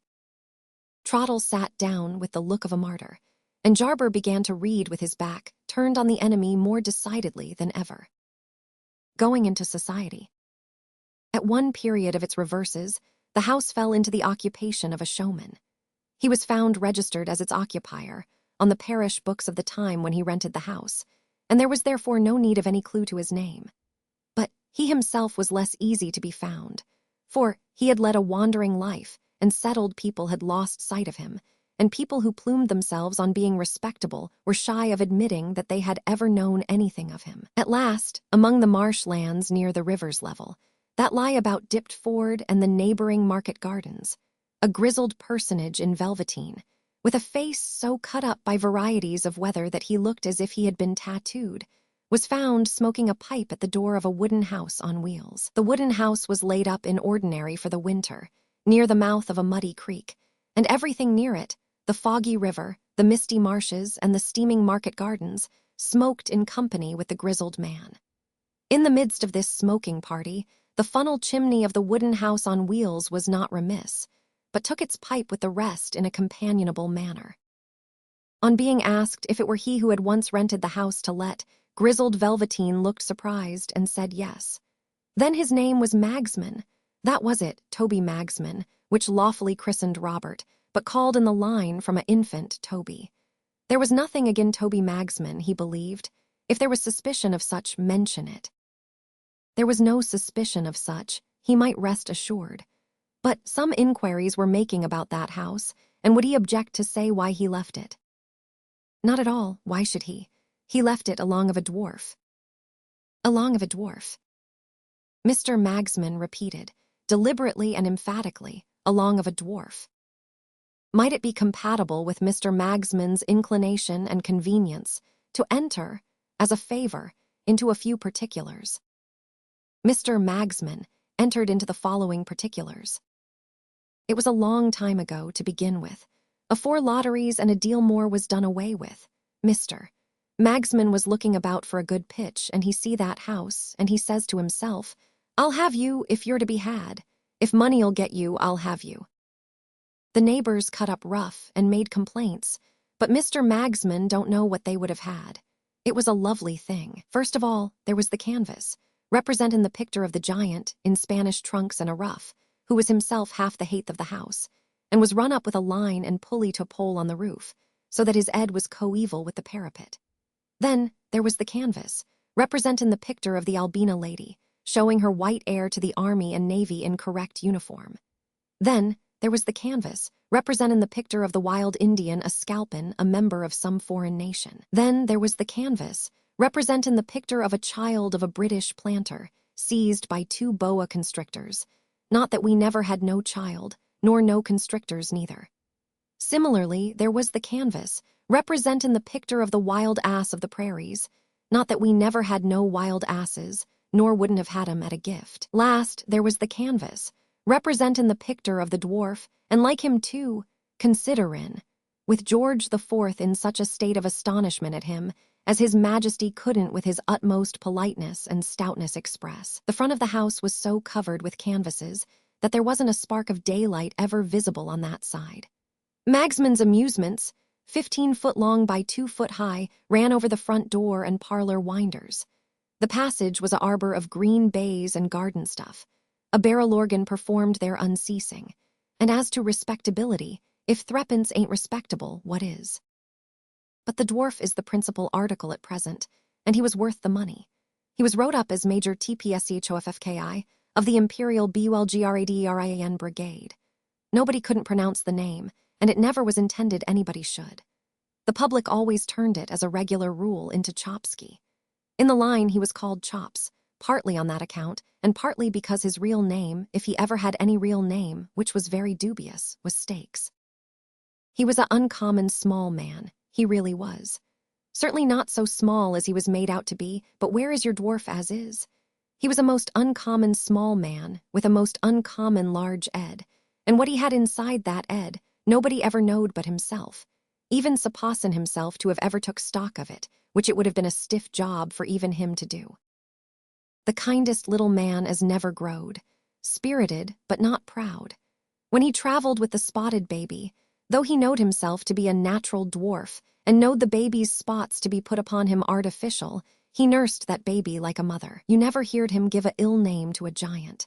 He did allow himself to break out into strong language respectin' the fat lady from Norfolk, but that was an affair of the art, and when a man's art has been trifled with by a lady, and the preference give to a Indian, he ain't master of his actions. He was always in love, of course. Every human natural phenomenon is. And he was always in love with a large woman. I never knowed the dwarf as could be got to love a small one. Which helps to keep 'em the curiosities they are. One singular idea he had in that ed of his, which must have meant something, or it wouldn't have been there. It was always his opinion that he was entitled to property. He never would put his name to anything. He had been taught to write, by the young man without arms, who got his living with his toes. Quite a writing master he was, and taught scores in the line. But Chops would have starved to death, afore he'd have gained a bit of bread by putting his hand to a paper.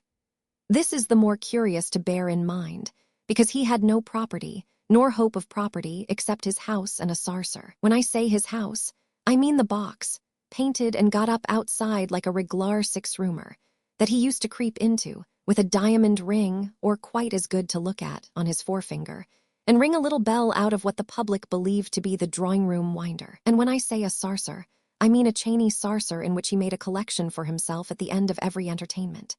His cue for that, he took from me. Ladies and gentlemen, the little man will now walk 3 times round the carawan and retire behind the curtain. When he said anything important in private life, he mostly wound it up with this form of words, and they was generally the last thing he said to me at night afore he went to bed. He had what I consider a fine mind, a poetic mind. His ideas respectin' his property never come upon him so strong as when he sat upon a barrel organ and had the handle turned. Arter the vibration had run through him a little time, he would screech out, "Toby, I feel my property coming, grind away. I'm counting my guineas by thousands, Toby, grind away. Toby, I shall be a man of fortune. I feel the mint a-jingling in me, Toby, and I'm swelling out into the Bank of England." Such is the influence of music on a poetic mind. Not that he was partial to any other music but a barrel organ. On the contrary, hated it. He had a kind of a everlasting grudge agin the public, which is a thing you may notice in many phenomenons that get their living out of it. What riled him most in the nature of his occupation was that it kept him out of society. He was continually saying, "Toby, my ambition is to go into society. The curse of my position towards the public is that it keeps me out of society. This don't signify to a low beast of a Indian, he ain't formed for society. This don't signify to a spotted baby, he ain't formed for society. I am." Nobody never could make out what Chops done with his money. He had a good salary, down on the drum every Saturday as the day came round, besides having the run of his teeth, and he was a woodpecker to eat, but all dwarfs are. The sarser was a little income, bringing him in so many halfpence that he'd carry 'em for a week together, tied up in a pocket handkercher. And yet he never had money, and it couldn't be the fat lady from Norfolk, as was once supposed, because it stands to reason that, when you have a animosity towards a Indian, which makes you grind your teeth at him to his face, and which can hardly hold you from goosing him audible when he's going through his war dance, it stands to reason you wouldn't under them circumstances deprive yourself to support that Indian in the lap of luxury. Most unexpected, the mystery come out one day at Egham races. The public was shy of bane pulled in, and Chops was ringin' his little bell out of his drawing-room winder, and was snarlin' to me over his shoulder as he kneeled down with his legs out at the back door. For he couldn't be shoved into his house without kneeling down, and the premises wouldn't accommodate his legs. Was snarlin', "Here's a precious public for you. Why the devil don't they tumble up?" When a man in the crowd holds up a carrier pigeon and cries out, "If there's any person here as has got a ticket, the lottery's just drawed," and the number as has come up for the great prize is 3742. 3742. I was jiven the man to the furies myself, for calling off the public's attention. For the public will turn away, at any time, to look at anything in preference to the thing showed 'em. And if you doubt it, get 'em together for any individual purpose on the face of the earth, and send only 2 people in late, and see if the whole company ain't far more interested in talkin' particular notice of them too than of you. I say, I wasn't best pleased with the man for callin' out, and wasn't blessin' him in my own mind, when I see Chops's little bell fly out of winder at a old lady, and he gets up and kicks his box over, expossin' the whole secret, and he catches hold of the calves of my legs, and he says to me, "Carry me into the wan, Toby, and throw a pail of water over me, or I'm a dead man, for I've come into my property." 12,000 was Chops's winnins. He had bought a half ticket for the 25,000 prize, and it had come up.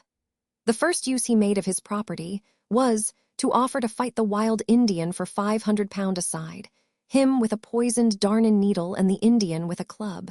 But the Indian being in want of backers to that amount, it went no further. Arter he had been mad for a week in a state of mind, in short, in which, if I had let him sit on the organ for only 2 minutes, I believe he would have bust. But we kept the organ from him. Mr. Chops come round, and behaved liberal and beautiful to all. He then sent for a young man he knowed, as had a worry genteel appearance and was a bonnet at a gaming booth, most respectable brought up, father havin' been imminent in the livery stable line but unfortnate in a commercial crisis, through paintin' a old grey, ginger bay, and sellin' him with a pedigree. And Mr. Chops said to this bonnet, who said his name was Normandy, which it was, "Normandy, I'm a-goin' into society. Will you go with me?" Says Normandy, "Do I understand you, Mr. Chops, to hintimate that the whole of the expenses of that move will be borne by yourself?" "Correct," says Mr. Chops, "and you shall have a princely allowance too." The bonnet lifted Mr. Chops upon a chair, to shake hands with him, and replied in poetry, with his eyes seemingly full of tears, "My boat is on the shore, and my bark is on the sea, and I do not ask for more, but I'll go along with thee." They went into society, in a chay and 4 greys with silk jackets. They took lodgings in Pall Mall, London, and they blazed away. In consequence of a note that was brought to Bartlemy Fair in the autumn of next year by a servant, most wonderful got up in milk-white cords and tops, I cleaned myself and went to Pall Mall, one evening a-pinted. The gentleman was at their wine arter dinner, and Mr. Chops's eyes was more fixed in that ed of his than I thought good for him. There was 3 of 'em in company, I mean, and I knowed the third well. When last met, he had on a white Roman shirt, and a bishop's mitre covered with leopard skin, and played the clarionet all wrong, in a band at a wild beast show. This gent took on not to know me, and Mr. Chops said, "Gentlemen, this is a old friend of former days." And Normandy looked at me through a eyeglass and said, "Magsman, glad to see you," which I'll take my oath he was. Mr. Chops, to get him convenient to the table, had his chair on a throne, much of the form of George the Fourth's in the canvas, but he hardly appeared to me to be king there in any other pint of view, for his 2 gentlemen ordered about like emperors. They was all dressed like Mayday, gorgeous, and as to wine, they swam in all sorts. I made the round of the bottles, first separate to say I had done it, and then mixed 'em all together to say I had done it, and then tried 2 of 'em as half and half, and then t'other 2. Altogether, I passed a pleasin' evenin', but with a tendency to feel muddled, until I considered it good manners to get up and say, "Mr. Chops, the best of friends must part. I thank you for the wariety of foreign drains you have stood so 'andsome. I looks towards you in red wine, and I takes my leave." Mr. Chops replied, "If you'll just hitch me out of this over your right arm, Magsman, and carry me downstairs, I'll see you out." I said I couldn't think of such a thing, but he would have it, so I lifted him off his throne. He smelt strong of Madery, and I couldn't help thinking as I carried him down that it was like carrying a large bottle full of wine, with a rather ugly stopper, a good deal out of proportion.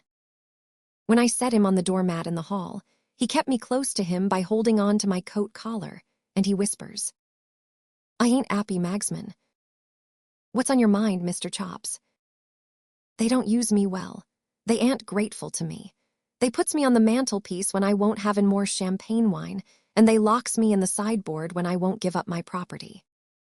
Get rid of 'em, Mr. Chops. I can't. We're in society together, and what would society say? Come out of society, says I. I can't. You don't know what you're talking about. When you have once gone into society, you mustn't come out of it. Then, if you'll excuse the freedom, Mr. Chops, were my remark, shaking my head grave, I think it's a pity you ever went in. Mr. Chops shook that deep head of his to a surprisin extent and slapped it half a dozen times with his hand, and with more wice than I thought were in him. Then he says, "You're a good fellow, but you don't understand. Good night, go along. Magsman, the little man will now walk 3 times round the carawan and retire behind the curtain." The last I see of him on that occasion was his tryin', on the extremest verge of insensibility, to climb up the stairs, one by one, with his hands and knees. They'd have been much too steep for him if he had been sober, but he wouldn't be helped. It warn't long after that I read in the newspaper of Mr. Chops's being presented at court. It was printed. It will be recollected, and I've noticed in my life that it is sure to be printed that it will be recollected whenever it won't. That Mr. Chops is the individual of small stature, whose brilliant success in the last state lottery attracted so much attention. Well, I says to myself, such is life. He has been and done it in earnest at last. He has astonished George IV. On account of which, I had that canvas new painted, him with a bag of money in his hand, a presentin' it to George IV, and a lady in ostrich feathers fallen in love with him in a bagwig, sword, and buckles correct. I took the house as is the subject of present inquiries, though not the honor of bane acquainted, and I run Magsman's amusements in it 13 months, sometimes one thing, sometimes another, sometimes nothin' particular, but always all the canvases outside. One night, when we had played the last company out, which was a shy company, through its raining heavens hard, I was talking a pipe in the one pair back along with the young man with the toes, which I had taken on for a month, though he never drawed except on paper, and I heard a kick-in at the street door. "Halloa," I says to the young man, "what's up?" He rubs his eyebrows with his toes, and he says, "I can't imagine, Mr. Magsman," which he never could imagine nothin', and was monotonous company. The noise not leavin' off, I laid down my pipe, and I took up a candle, and I went down and opened the door. I looked out into the street, but nothin' could I see, and nothin' was I aware of until I turned round quick, because some creetur run between my legs into the passage. There was Mr. Chops. "Magsman," he says, "take me on the old terms, and you've got me. If it's done, say done." I was all of amaze, but I said, "Done, sir." "Done to your done, and double done," says he. "Have you got a bit of supper in the house?" Bearin' in mind them sparklin' warieties of foreign drains as we'd guzzled away at in Pall Mall, I was ashamed to offer him cold sausages and gin and water. But he took 'em both and took 'em free, havin' a chair for his table, and sittin' down at it on a stool, like hold times. I, all of amaze all the while. It was arter he had made a clean sweep of the sausages, beef, and to the best of my calculations, 2 pound and a quarter, that the wisdom as was in that little man began to come out of him like perspiration. "Magsman," he says, "look upon me, you see afore you, one as has both gone into society and come out." "Oh, you are out of it, Mr. Chops. How did you get out, sir?" "Sold out," says he. You never saw the like of the wisdom as his Ed expressed, when he made use of them 2 words. "My friend Magsman, I'll impart to you a discovery I've made. It's wallable. It's cost £12,500. It may do you good in life. The secret of this matter is that it ain't so much that a person goes into society as that society goes into a person." Not exactly keepin' up with his meanin', I shook my head, put on a deep look, and said, "You're right there, Mr. Chops." "Magsman," he says, twitchin' me by the leg, "society has gone into me to the tune of every penny of my property." I felt that I went pale, and though naturally a bold speaker, I couldn't hardly say, "Where's Normandy?" "Bolted, with the plate," said Mr. Chops. "And t'other one," meaning him as formerly wore the bishop's mitre. "Bolted, with the jewels," said Mr. Chops. I sat down and looked at him, and he stood up and looked at me. "Magsman," he says, and he seemed to myself to get wiser as he got hoarser. Society, taken in the lump, is all dwarfs. At the court of St. James's, they was all a-doing my old business, all a-goin' 3 times round the carawan, in the hold court suits and properties. Elsewheres, they was most of 'em ringin' their little bells out of make-believes. Everywheres, the sarser was a-goin' round. Magsman, the sarser is the universal institution. I perceived, you understand, that he was soured by his misfortunes, and I felt for Mr. Chops. As to fat ladies, he says, giving his head a tremendous one agin the wall, there's lots of them in society and worse than the original. Hers was a outrage upon taste, simply a outrage upon taste, awakenin' contempt, carryin' its own punishment in the form of a Indian. Here he give himself another tremendous one. But theirs, Magsman, theirs is mercenary outrages. Lay in cashmere shawls, buy bracelets, strew and a lot of 'andsome fans and things about your rooms. Let it be known that you give away like water to all as come to admire. And the fat ladies that don't exhibit for so much down upon the drum will come from all the pints of the compass to flock about you. Whatever you are, they'll drill holes in your art, Magsman, like a cullender. And when you've no more left to give, they'll laugh at you to your face and leave you to have your bones picked dry by Walters, like the dead wild ass of the prairies that you deserve to be. Here he give himself the most tremendous one of all and dropped. I thought he was gone. His head was so heavy, and he knocked it so hard, and he fell so stony, and the sassagerial disturbance in him must have been so immense that I thought he was gone. But he soon come round with care, and he sat up on the floor, and he said to me, with wisdom common out of his eyes, if ever it come, Magsman, the most material difference between the 2 states of existence through which your unhappy friend has passed. He reached out his poor little hand, and his tears dropped down on the moustachio which it was a credit to him to have done his best to grow. But it is not in mortals to command success. The difference this: when I was out of society, I was paid light for being seen. When I went into society, I paid heavy for being seen. I prefer the former, even if I wasn't forced upon it. Give me out through the trumpet in the hold way tomorrow. Arter that, he slid into the line again as easy as if he had been iled all over. But the organ was kept from him, and no allusions was ever made, when a company was in, to his property. He got wiser every day. His views of society and the public was luminous, bewilderin', awful, and his head got bigger and bigger as his wisdom expanded it. He took well and pulled 'em in most excellent for 9 weeks. At the expiration of that period, when his head was a sight, he expressed one evenin', the last company havin' been turned out and the door shut, a wish to have a little music. Mr. Chops, I said, I never dropped the mister with him. The world might do it, but not me. Mr. Chops, are you sure as you are in a state of mind and body to sit upon the organ?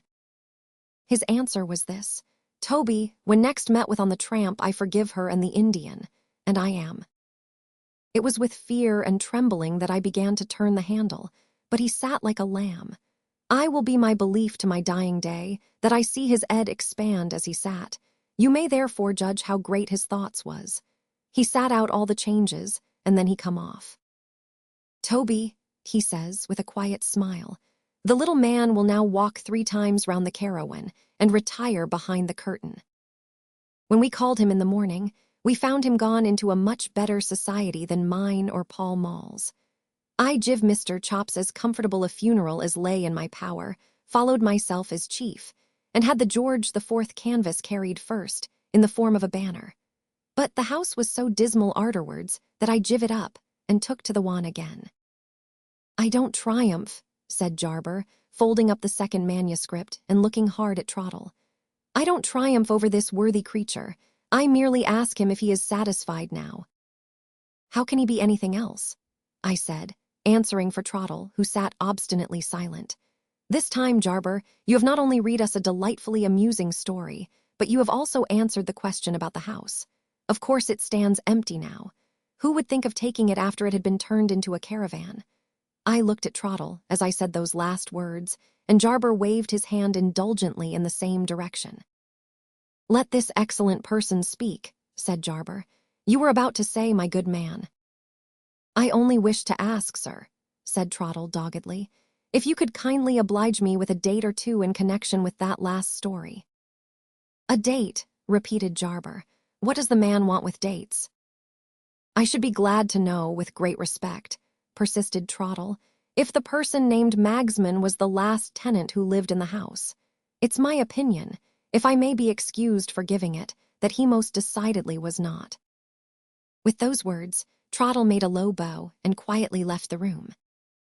There is no denying that Jarber, when we were left together, looked sadly discomposed. He had evidently forgotten to inquire about dates.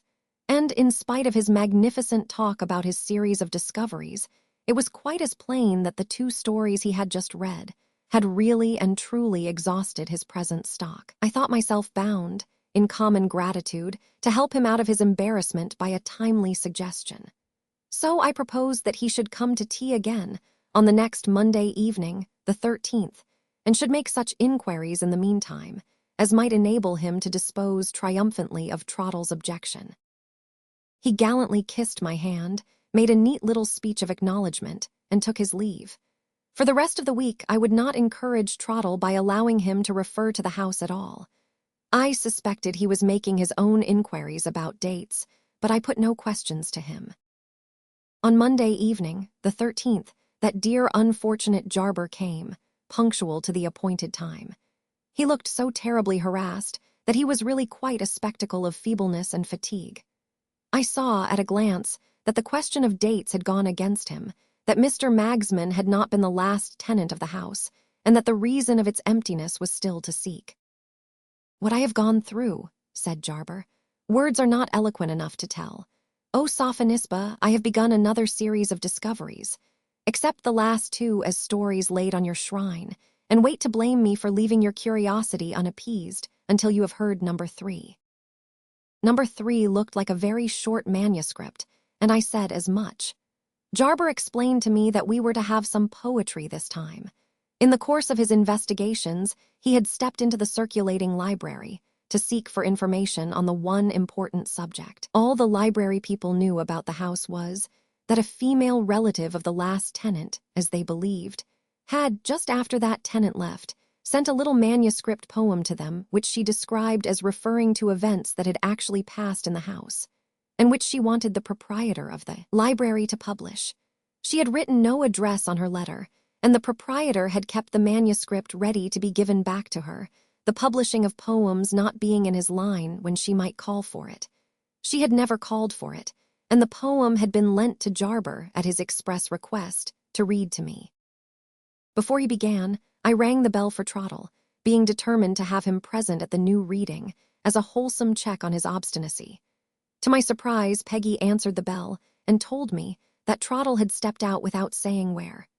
I instantly felt the strongest possible conviction that he was at his old tricks, and that his stepping out in the evening without leave meant philandering. Controlling myself on my visitor's account, I dismissed Peggy, stifled my indignation, and prepared, as politely as might be, to listen to Jarber. 3 evenings in the house. Number 1. Chapter 1. Yes, it looked dark and dreary. That long and narrow street. Only the sound of the rain. And the tramp of passing feet. The duller glow of the fire. And gathering mists of night. To mark how slow and weary. The long day's cheerless flight. Chapter 2. Watching the sullen fire. Hearing the dreary rain. Drop after drop run down. On the darkening window pane. Chill was the heart of Bertha. Chill as that winter day. For the star of her life had risen. Only to fade away. Chapter 3. The voice that had been so strong. To bid the snare depart. The true and earnest will. And the calm and steadfast heart. Were now weighed down by sorrow. Were quivering now with pain. The clear path now seemed clouded. And all her grief in vain. Chapter 4. Duty, right truth who promised to help and save their own, seemed spreading wide their pinions, to leave her there alone. So, turning from the present to well-known days of yore, She called on them to strengthen and guard her soul once more. Chapter 5. She thought how in her girlhood her life was given away, the solemn promise spoken she kept so well today. How to her brother Herbert she had been help and guide, and how his artist nature on her calm strength relied. Chapter 6. How through life's fret and turmoil the passion and fire of art in him was soothed and quickened by her true sister heart. How future hopes had always been for his sake alone, and now what strange new feeling possessed her as its own. Chapter 7. Her home, each flower that breathes there, the wind's sigh, soft and low, each trembling spray of ivy, the river's murmuring flow, the shadow of the forest, sunset or twilight dim, dear as they were dearer by leaving them for him. Chapter 8. And each year as it found her in the dull, feverish town, saw self still more forgotten, and selfish care kept down by the calm joy of evening that brought him to her side, to warn him with wise counsel, or praise with tender pride. Chapter 9. Her heart, her life, her future, her genius only meant another thing to give him, and be there with content. Today, what words had stirred her? Her soul could not forget. What dream had filled her spirit with strange and wild regret? Chapter 10. To leave him for another. Could it indeed be so? Could it have cost such anguish to bid this vision go? Was this her faith? Was Herbert the second in her heart? Did it need all this struggle to bid a dream depart? Chapter 11. And yet within her spirit a far-off land was seen, a home which might have held her, a love which might have been, and life not the mere being of daily ebb and flow, but life itself had claimed her, and she had let it go. Chapter 12. Within her heart there echoed again the well-known tune that promised this bright future, and asked her for its own. Then words of sorrow, broken by half-reproachful pain, and then a farewell spoken in words of cold disdain. Chapter 13. Where now was the stern purpose that nerved her soul so long? Whence came the words she uttered? So hard, so cold, so strong. What right had she to banish a hope that God had given? Why must she choose earth's portion and turn aside from heaven? Chapter 14. Today, was it this morning? If this long, fearful strife was but the work of hours, what would be years of life? Why did a cruel heaven for such great suffering call? And why, oh, still more cruel, must her own words do all? Chapter 15. Did she repent, O sorrow? Why do we linger still to take thy loving message and do thy gentle will? See, her tears fall more slowly. The passionate murmurs cease, and back upon her spirit flow strength and love and peace. Chapter 16. The fire burns more brightly. The rain has passed away. Herbert will see no shadow upon his home today. Only that Bertha greets him with doubly tender care, kissing a fonder blessing down on his golden hair. Number 2. Chapter 1. The studio is deserted. Palette and brush laid by. The sketch rests on the easel. The paint is scarcely dry. And silence, who seems always within her depths to bear the next sound that will utter, now holds a dumb despair. Chapter 2. So Bertha feels it, listening with breathless, stony fear, waiting the dreadful summons. Each minute brings more near, when the young life, now ebbing, shall fail and pass away into that mighty shad who shrouds the house today. Chapter 3. But why, when the sick chamber is on the upper floor, why dares not Bertha enter within the close-shut door? If he, her brother, lies dying in that gloom, what strange mysterious power has sent her from the room? Chapter 4. It is not 1 week's anguish that can have changed her so. Joy has not died here lately, struck down by one quick blow, but cruel months have needed their long, relentless chain to teach that shrinking manner of helpless, hopeless pain. Chapter 5. The struggle was scarce over. Last Christmas Eve had brought. The fibers still were quivering of the one wounded thought, when Herbert, who unconscious, had guessed no inward strife, bade her, in pride and pleasure, welcome his fair young wife. Chapter 6. Bade her rejoice, and smiling, although his eyes were dim, thanked God he thus could pay her the care she gave to him. This fresh bright life would bring her a new and joyous fate. O Bertha, check the murmur that cries too late, too late. Chapter 7. Too late, could she have known it a few short weeks before, that his life was completed, and needing hers no more. She might, oh sad repining, what might have been, forget. It was not, should suffice us to stifle vain regret. Chapter 8. He needed her no longer. Each day it grew more plain. First with a startled wonder, then with a wondering pain. Love, why his wife best gave it. Comfort, durst Bertha speak. Counsel, when quick resentment flushed on the young wife's cheek. Chapter 9. No more long talks by firelight of childish times long past, and dreams of future greatness, which he must reach at last.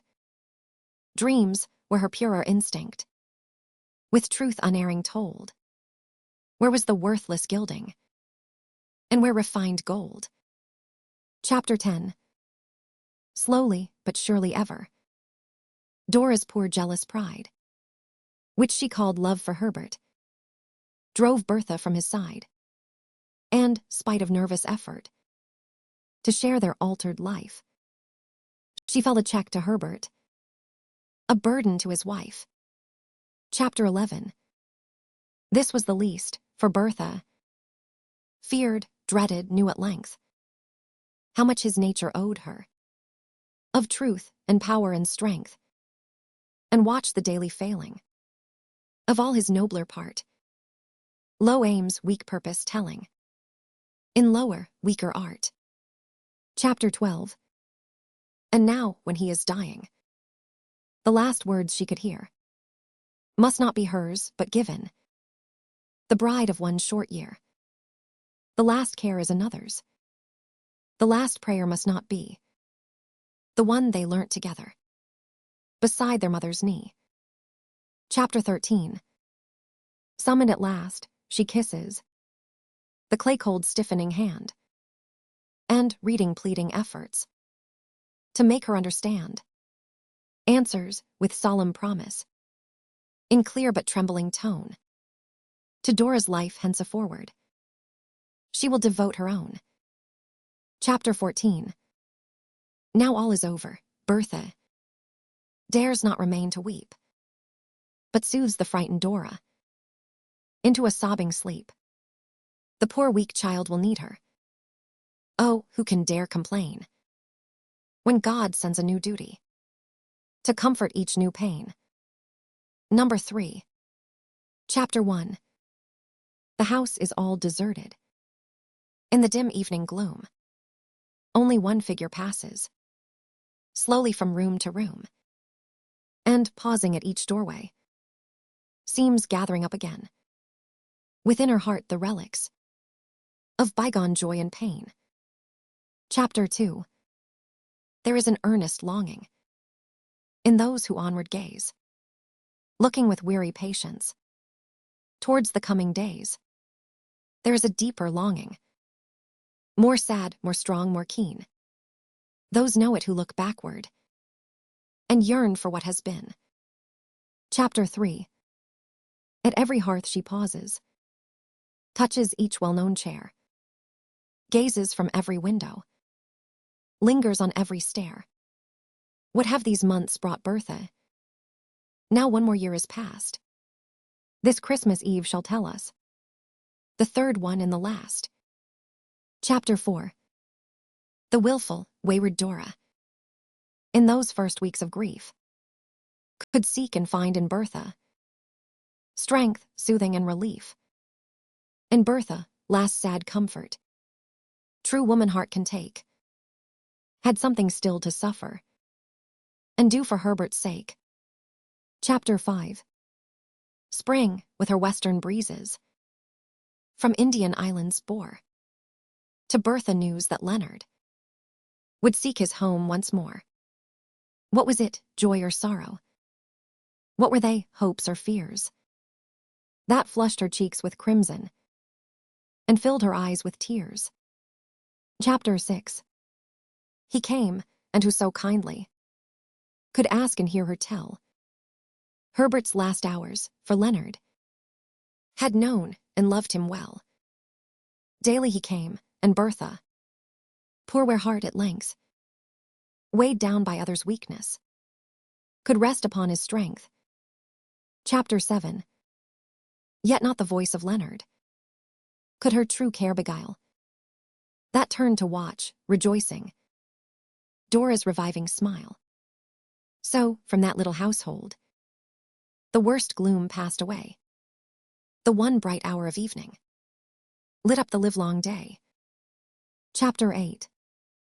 Days passed, the golden summer in sudden heat bore down its blue, bright, glowing sweetness upon the scorching town, and sights and sounds of country came in the warm, soft tune, sung by the honeyed breezes, borne on the wings of June. Chapter 9. One twilight hour, but earlier than usual, Bertha thought. She knew the fresh, sweet fragrance of flowers that Leonard brought through open doors and windows. It stole up through the gloom, and with appealing sweetness drew Bertha from her room. Chapter 10. Yes, he was there, and pausing just near the open door to check her heart's quick beating. She heard, and paused still more. His low voice, Dora's answers. His pleading, yes, she knew. The tone, the words, the accents. She once had heard them too. Chapter 11. Would Bertha blame her? Leonard's low, tender answer came. Bertha was far too noble to think or dream of blame. And was he sure he loved her? Yes, with the one love given once in a lifetime only, with one soul and one heaven. Chapter 12. Then came a plaintive murmur. Dora had once been told that he and Bertha, dearest, Bertha is far too cold to love, and I my Dora. If once I fancied so, it was a brief delusion, and over, long ago. Chapter 13. Between the past and present, on that bleak moment's height, she stood, as some lost traveler, by a quick flash of light, seeing a gulf before him, with dizzy, sick despair, reels to clutch backward, but to find a deeper chasm there. Chapter 14. The twilight grew still darker, the fragrant flowers more sweet. The stars shone out in heaven. The lamps gleamed down the street. And hours passed in dreaming over their newfound fate. ere they could think of wondering why Bertha was so late. Chapter 15. She came and calmly listened. In vain they strove to trace if Herbert's memory shadowed in grief upon her face. No blame, no wonder showed there. No feeling could be told. Her voice was not less steady, her manner not more cold. Chapter 16. They could not hear the anguish, that broken words of pain. Through that calm summer midnight, my Herbert, mine again. Yes, they have once been parted, but this day shall restore the long-lost one. She claims him. My Herbert, mine once more. Chapter 17. Now Christmas Eve returning, saw Bertha stand beside the altar, greeting Dora, again a smiling bride. And now the gloomy evening sees Bertha pale and worn, leaving the house forever, to wander out forlorn. Chapter 18. Forlorn, nay, not so, anguish shall do its work at length. Her soul, passed through the fire, shall gain still purer strength. Somewhere there waits for Bertha an earnest noble part, and meanwhile God is with her, God and her own true heart. I could warmly and sincerely praise the little poem when Jarber had done reading it, but I could not say that it tended in any degree towards clearing up the mystery of the empty house. Whether it was the absence of the irritating influence of Trottle, or whether it was simply fatigue, I cannot say, but Jarber did not strike me, that evening, as being in his usual spirits. And though he declared that he was not in the least daunted by his want of success thus far, and that he was resolutely determined to make more discoveries, he spoke in a languid, absent manner, and shortly afterwards took his leave at rather an early hour. When Trottle came back, and when I indignantly taxed him with philandering, he not only denied the imputation, but asserted that he had been employed on my service, and, in consideration of that, boldly asked for leave of absence for 2 days, and for a morning to himself afterwards, to complete the business, in which he solemnly declared that I was interested. In remembrance of his long and faithful service to me, I did violence to myself and granted his request, and he, on his side, engaged to explain himself to my satisfaction in a week's time, on Monday evening the 20th. A day or two before, I sent to Jarber's lodgings to ask him to drop in to tea. His landlady sent back an apology for him that made my hair stand on end. His feet were in hot water, his head was in a flannel petticoat, a green shade was over his eyes, the rheumatism was in his legs, and a mustard poultice was on his chest. He was also a little feverish, and rather distracted in his mind about Manchester marriages, a dwarf, and 3 evenings or evening parties. His landlady was not sure which in an empty house, with the water rate unpaid. Under these distressing circumstances, I was necessarily left alone with Trottle.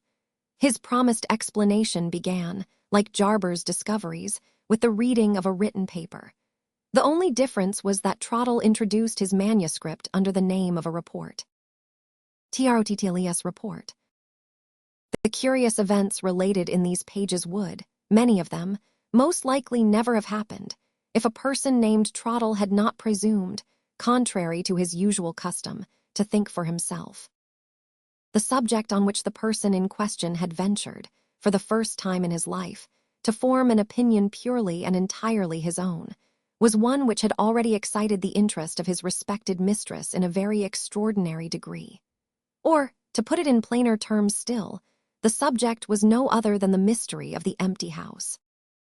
Feeling no sort of objection to set a success of his own, if possible, side by side with a failure of Mr. Jarber's, Trottle made up his mind, one Monday evening, to try what he could do, on his own account, towards clearing up the mystery of the empty house, carefully dismissing from his mind all nonsensical notions of former tenants and their histories, and keeping the one point in view steadily before him. He started to reach it in the shortest way, by walking straight up to the house, and bringing himself face to face with the first person in it who opened the door to him. It was getting towards dark, on Monday evening, the 13th of the month, when Trottle first set foot on the steps of the house. When he knocked at the door, he knew nothing of the matter which he was about to investigate, except that the landlord was an elderly widower of good fortune, and that his name was Forley. A small beginning enough for a man to start from, certainly.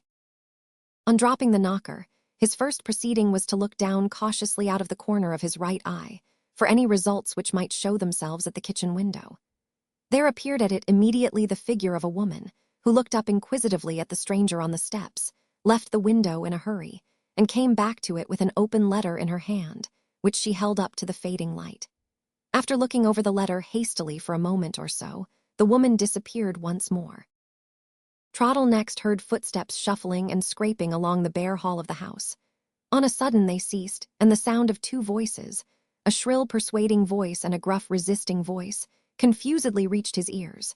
After a while the voices left off speaking, a chain was undone, a bolt drawn back, the door opened, and Trottle stood face to face with two persons, a woman in advance and a man behind her, leaning back flat against the wall. "Wish you good evening, sir," says the woman, in such a sudden way and in such a cracked voice that it was quite startling to hear her. "Chilly weather, ain't it, sir? Please to walk in. You come from good Mr. Forley, don't you, sir?" "Don't you, sir?" chimes in the man hoarsely, making a sort of gruff echo of himself and chuckling after it, as if he thought he had made a joke. If Trottle had said no, the door would have been probably closed in his face. Therefore he took circumstances as he found them, and boldly ran all the risk, whatever it might be, of saying, "Yes." "Quite right, sir," says the woman. "Good Mr. Forley's letter told us his particular friend would be here to represent him, at dusk, on Monday the 13th, or if not on Monday the 13th, then on Monday the 20th at the same time, without fail. And here you are on Monday the 13th, ain't you, sir? Mr. Forley's particular friend, and dressed all in black, quite right, sir. Please to step into the dining room. It's always kept scoured and clean against Mr. Forley comes here, and I'll fetch a candle in half a minute. It gets so dark in the evenings, now, you hardly know where you are, do you, sir? And how is good Mr. Forley and his health? We trust he is better, Benjamin, don't we? We are so sorry not to see him as usual, Benjamin, ain't we? In half a minute, sir, if you don't mind waiting, I'll be back with the candle. Come along, Benjamin." "Come along, Benjamin," chimes in the echo, and chuckles again as if he thought he had made another joke. Left alone in the empty front parlor, Trottle wondered what was coming next, as he heard the shuffling, scraping footsteps go slowly down the kitchen stairs. The front door had been carefully chained up and bolted behind him on his entrance, and there was not the least chance of his being able to open it to effect his escape without betraying himself by making a noise. Not being of the Jarber sort, luckily for himself, he took his situation quietly as he found it, and turned his time, while alone, to account, by summing up in his own mind the few particulars which he had discovered thus far. He had found out, first, that Mr. Forley was in the habit of visiting the house regularly. Second, that Mr. Forley, being prevented by illness from seeing the people put in charge as usual, had appointed a friend to represent him, and had written to say so. Third, that the friend had a choice of 2 Mondays, at a particular time in the evening, for doing his errand, and that Trottle had accidentally hit on this time, and on the first of the Mondays, for beginning his own investigations. Fourth, that the similarity between Trottle's black dress, as servant out of livery, and the dress of the messenger, whoever he might be, had helped the error by which Trottle was profiting. So far, so good. But what was the messenger's errand? And what chance was there that he might not come up and knock at the door himself from minute to minute on that very evening? While Trottle was turning over this last consideration in his mind, he heard the shuffling footsteps come up the stairs again, with a flash of candlelight going before them. He waited for the woman's coming in with some little anxiety, for the twilight had been too dim on his getting into the house to allow him to see either her face or the man's face at all clearly. The woman came in first, with the man she called Benjamin at her heels, and set the candle on the mantelpiece. Trottle takes leave to describe her as an offensively cheerful old woman, awfully lean and wiry, and sharp all over, at eyes, nose, and chin, devilishly brisk, smiling and restless, with a dirty false front and a dirty black cap and short fidgety arms and long hooked fingernails. An unnaturally lusty old woman who walked with a spring in her wicked old feet and spoke with a smirk on her wicked old face. The sort of old woman, as Trottle thinks, who ought to have lived in the Dark Ages and been ducked in a horse pond instead of flourishing in the 19th century and taking charge of a Christian house. "You'll please to excuse my son, Benjamin, won't you, sir?" says this witch without a broomstick, pointing to the man behind her, propped against the bare wall of the dining room, exactly as he had been propped against the bare wall of the passage. "He's got his inside dreadful bad again, has my son Benjamin. And he won't go to bed, and he will follow me about the house, upstairs and downstairs, and in my lady's chamber, as the song says, you know. It's his indigestion, poor dear, that sours his temper and makes him so aggravating, and indigestion is a wearing thing to the best of us, ain't it, sir?" "Ain't it, sir?" chimes in aggravating Benjamin, winking at the candlelight like an owl at the sunshine. Trottle examined the man curiously, while his horrid old mother was speaking of him. He found my son Benjamin to be little and lean, and buttoned up slovenly in a frowsy old greatcoat that fell down to his ragged carpet slippers. His eyes were very watery, his cheeks very pale, and his lips very red. His breathing was so uncommonly loud that it sounded almost like a snore. His head rolled helplessly in the monstrous big collar of his greatcoat, and his limp, lazy hands pottered about the wall on either side of him, as if they were groping for an imaginary bottle. In plain English, the complaint of my son Benjamin was drunkenness, of the stupid, pig-headed, sottish kind. Drawing this conclusion easily enough, after a moment's observation of the man, Trottle found himself, nevertheless, keeping his eyes fixed much longer than was necessary on the ugly, drunken face rolling about in the monstrous big coat collar, and looking at it with a curiosity that he could hardly account for at first. Was there something familiar to him in the man's features? He turned away from them for an instant, and then turned back to him again. After that second look, the notion forced itself into his mind that he had certainly seen a face somewhere, of which that sot's face appeared like a kind of slovenly copy. "Where?" thinks he to himself, "where did I last see the man whom this aggravating Benjamin here so very strongly reminds me of?" It was no time, just then, with the cheerful old woman's eye searching him all over, and the cheerful old woman's tongue talking at him, 19 to the dozen, for Trottle to be ransacking his memory for small matters that had got into wrong corners of it. He put by in his mind that very curious circumstance respecting Benjamin's face, to be taken up again when a fit opportunity offered itself, and kept his wits about him in prime order for present necessities. "You wouldn't like to go down into the kitchen, would you?" says the witch without the broomstick, as familiar as if she had been Trottle's mother instead of Benjamin's. "There's a bit of fire in the grate, and the sink in the back kitchen don't smell to matter much today, and it's uncommon chilly up here when a person's flesh don't hardly cover a person's bones. But you don't look cold, sir, do you? And then, why, Lord bless my soul, our little bit of business is so very, very little, it's hardly worthwhile to go downstairs about it, after all. Quite a game at business, ain't it, sir? Give and take, that's what I call it, give and take." With that, her wicked old eyes settled hungrily on the region round about Trottle's waistcoat pocket, and she began to chuckle like her son, holding out one of her skinny hands and tapping cheerfully in the palm with the knuckles of the other. Aggravating Benjamin, seeing what she was about, roused up a little, chuckled and tapped in imitation of her, got an idea of his own into his muddled head all of a sudden, and bolted it out charitably for the benefit of Trottle. "I say," says Benjamin, settling himself against the wall and nodding his head viciously at his cheerful old mother. "I say, look out, she'll skin you." Assisted by these signs and warnings, Trottle found no difficulty in understanding that the business referred to was the giving and taking of money, and that he was expected to be the giver. It was at this stage of the proceedings that he first felt decidedly uncomfortable, and more than half inclined to wish he was on the street side of the house door again. He was still cudgeling his brains for an excuse to save his pocket, when the silence was suddenly interrupted by a sound in the upper part of the house. It was not at all loud. It was a quiet, still, scraping sound, so faint that it could hardly have reached the quickest ears, except in an empty house. "Do you hear that, Benjamin?" says the old woman. "He's at it again, even in the dark, ain't he? P-raps you'd like to see him, sir. says she, turning on Trottle and poking her grinning face close to him. Only name it. Only say if you'd like to see him before we do our little bit of business. And I'll show good Forley's friend upstairs, just as if he was good Mr. Forley himself. My legs are all right, whatever Benjamin's may be. I get younger and younger, and stronger and jollier every day. That's what I do. Don't mind the stairs on my account, sir, if you'd like to see him. Him? Trottle wondered whether him meant a man or a boy or a domestic animal of the male species. Whatever it meant, here was a chance of putting off that uncomfortable give-and-take business, and better still, a chance perhaps of finding out one of the secrets of the mysterious house. Trottle's spirits began to rise again, and he said yes, directly, with the confidence of a man who knew all about it.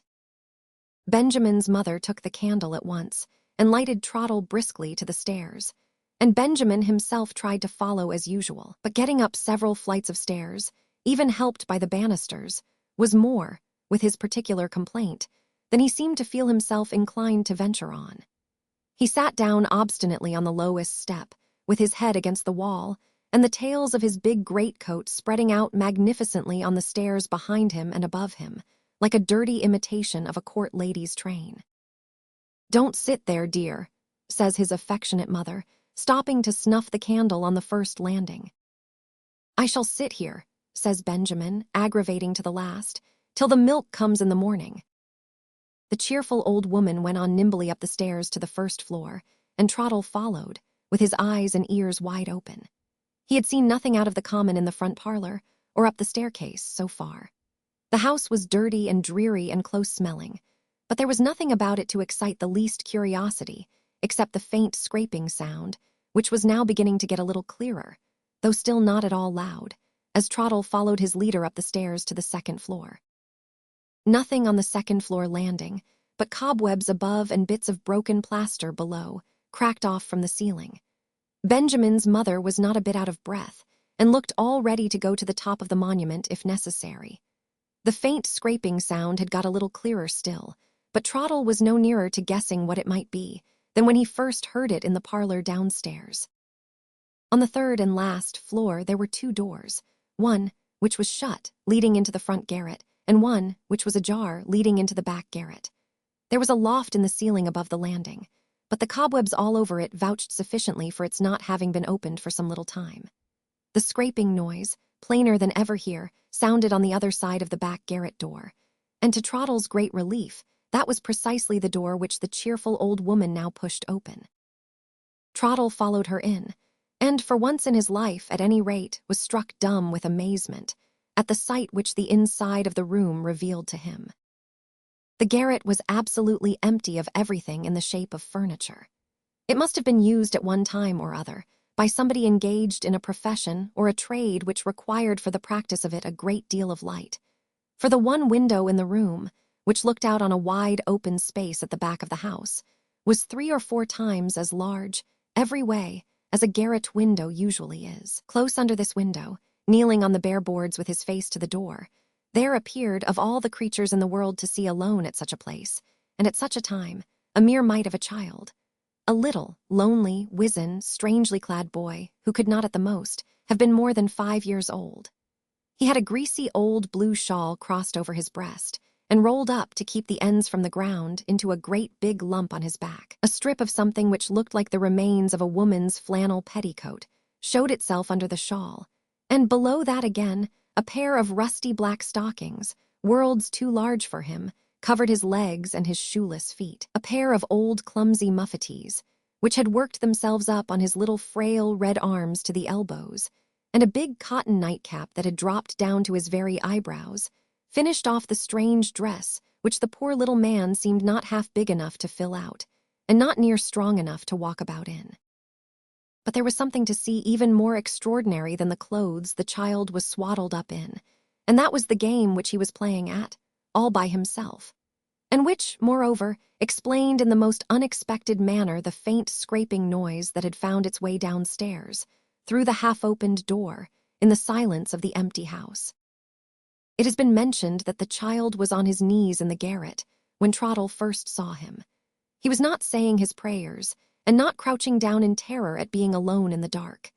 He was odd and unaccountable as it may appear, doing nothing more or less than playing at a charwoman's or housemaid's business of scouring the floor. Both his little hands had tight hold of a mangy old blacking brush, with hardly any bristles left in it, which he was rubbing backwards and forwards on the boards, as gravely and steadily as if he had been at scouring work for years, and had got a large family to keep by it. The coming in of Trottle and the old woman did not startle or disturb him in the least. He just looked up for a minute at the candle, with a pair of very bright, sharp eyes, and then went on with his work again, as if nothing had happened. On one side of him was a battered pint saucepan without a handle, which was his make-believe pail, and on the other a morsel of slate-colored cotton rag, which stood for his flannel to wipe up with. After scrubbing bravely for a minute or two, he took the bit of rag and mopped up, and then squeezed make-believe water out into his make-believe pail, as grave as any judge that ever sat on a bench. By the time he thought he had got the floor pretty dry, he raised himself upright on his knees and blew out a good long breath and set his little red arms akimbo and nodded at Trottle. "There," says the child, knitting his little downy eyebrows into a frown. "Drat the dirt, I've cleaned up. Where's my beer?" Benjamin's mother chuckled, till Trottle thought she would have choked herself.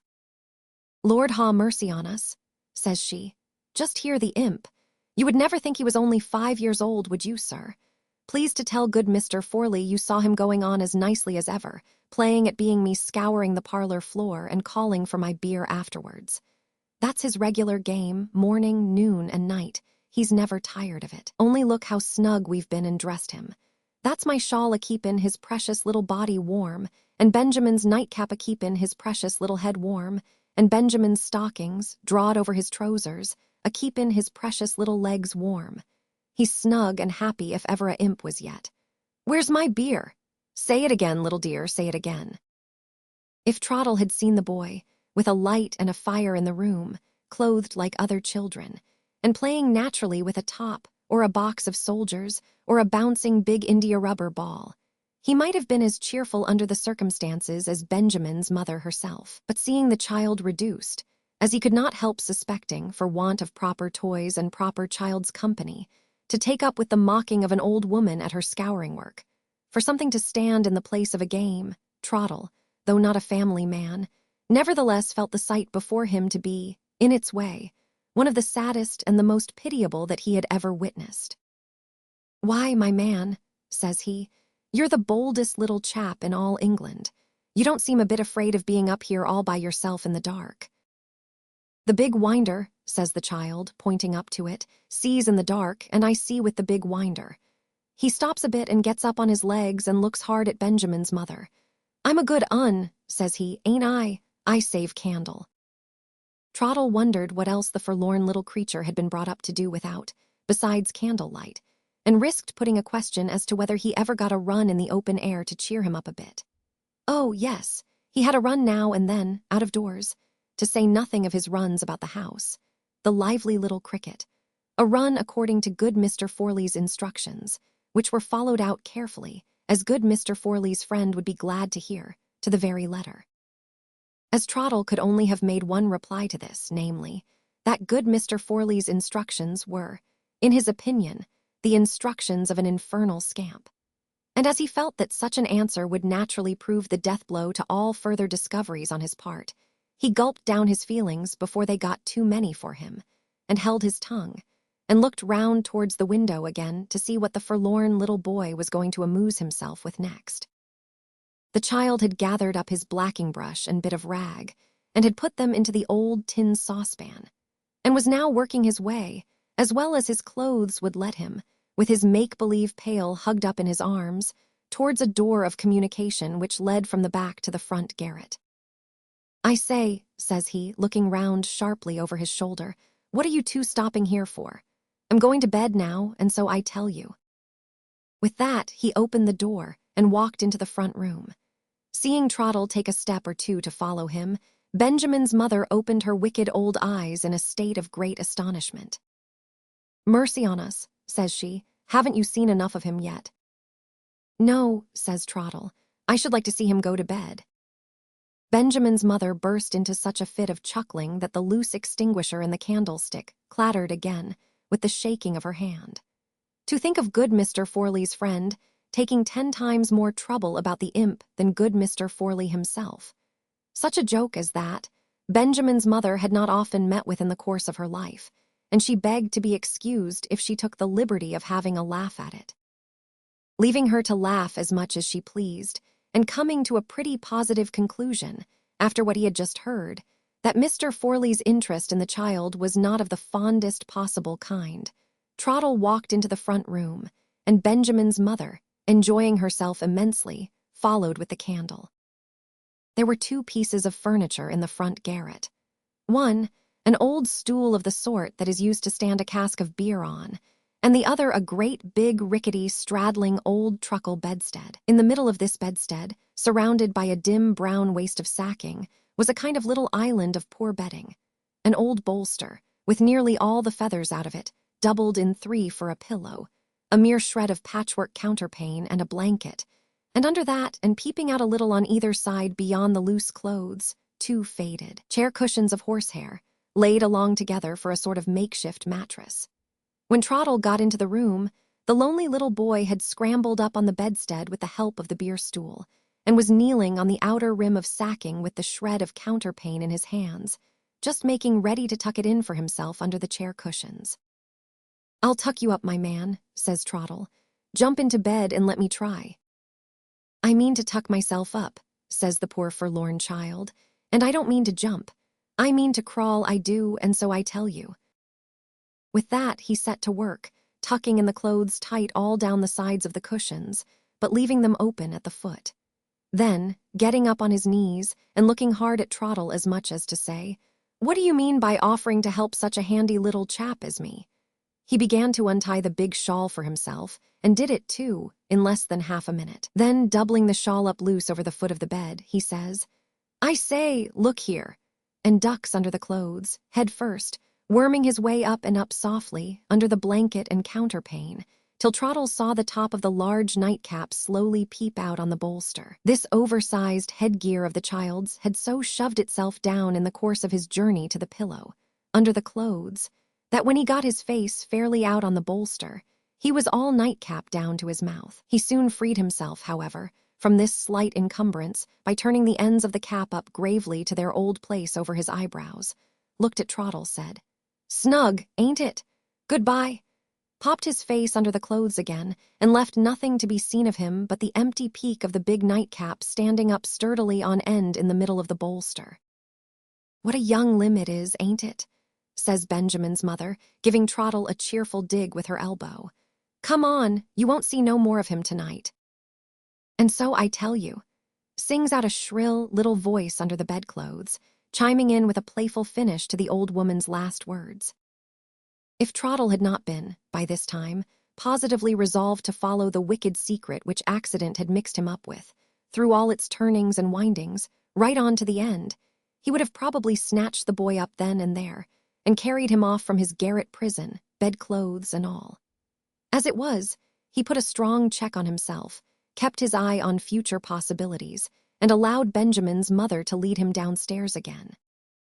"Mind them top banisters," says she, as Trottle laid his hand on them. "They are as rotten as medlars, every one of 'em."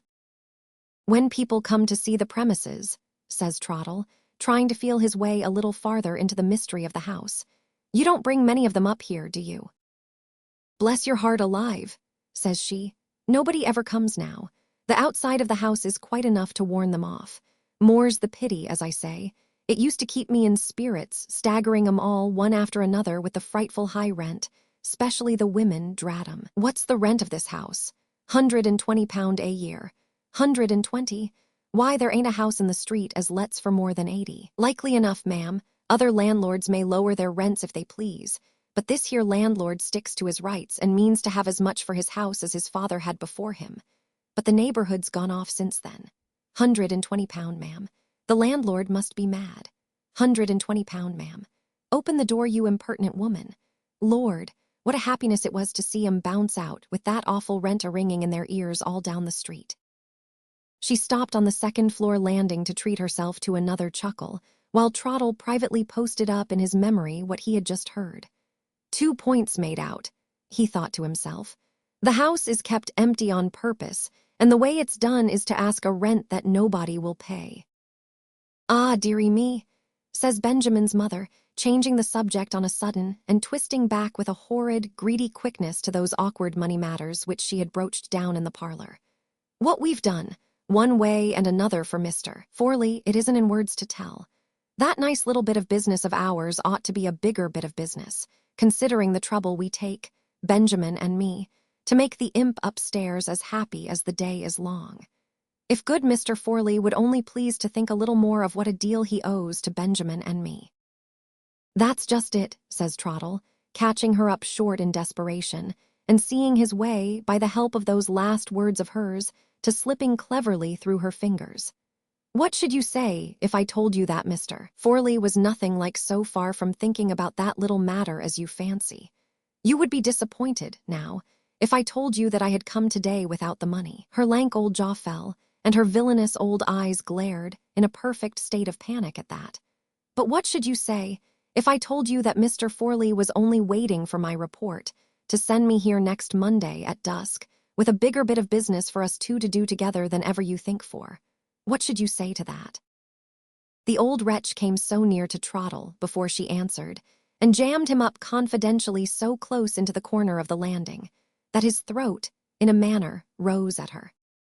"Can you count it off, do you think, on more than that?" says she, holding up her 4 skinny fingers and her long, crooked thumb, all of a tremble, right before his face. "What do you say to 2 hands instead of 1? Says he, pushing past her and getting downstairs as fast as he could.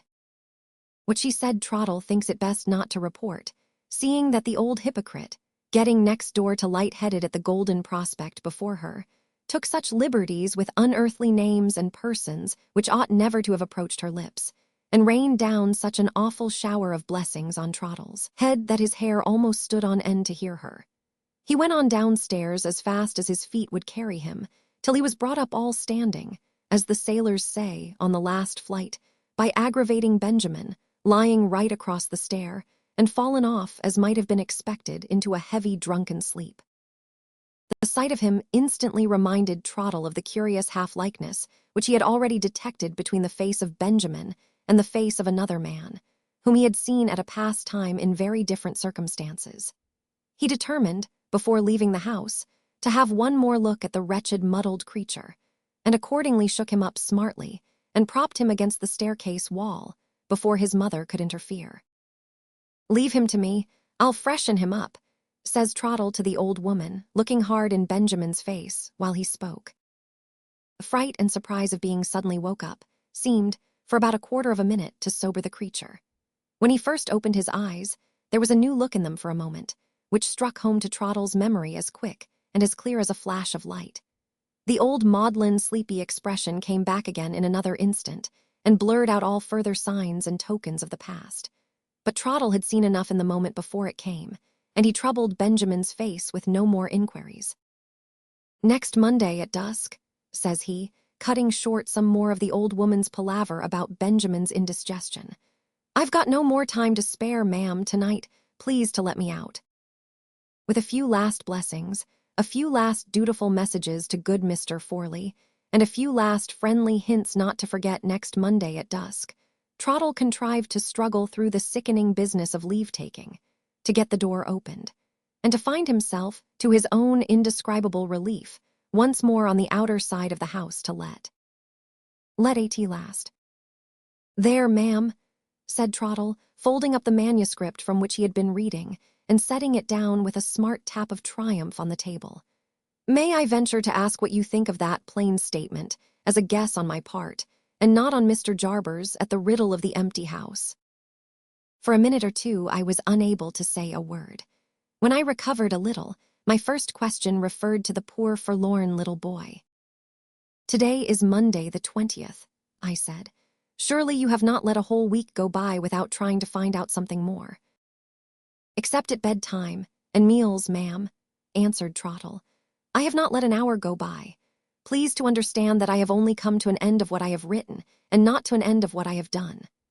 I wrote down those first particulars, ma'am, because they are of great importance, and also because I was determined to come forward with my written documents, seeing that Mr. Jarber chose to come forward in the first instance with his. I am now ready to go on with the second part of my story as shortly and plainly as possible, by word of mouth. The first thing I must clear up, if you please, is the matter of Mr. Forley's family affairs.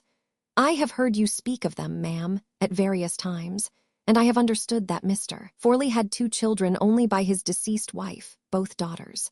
The eldest daughter married to her father's entire satisfaction, one Mr. Bain, a rich man holding a high government situation in Canada. She is now living there with her husband and her only child, a little girl of 8 or 9 years old. Right so far, I think, ma'am. Quite right, I said. The second daughter, Trottle went on, and Mr. Forley's favorite, set her father's wishes and the opinions of the world at flat defiance by running away with a man of low origin, a mate of a merchant vessel named Kirkland. Mr. Forley not only never forgave that marriage, but vowed that he would visit the scandal of it heavily in the future on husband and wife. Both escaped his vengeance, whatever he meant it to be. The husband was drowned on his first voyage after his marriage, and the wife died in childbed. Right again, I believe, ma'am.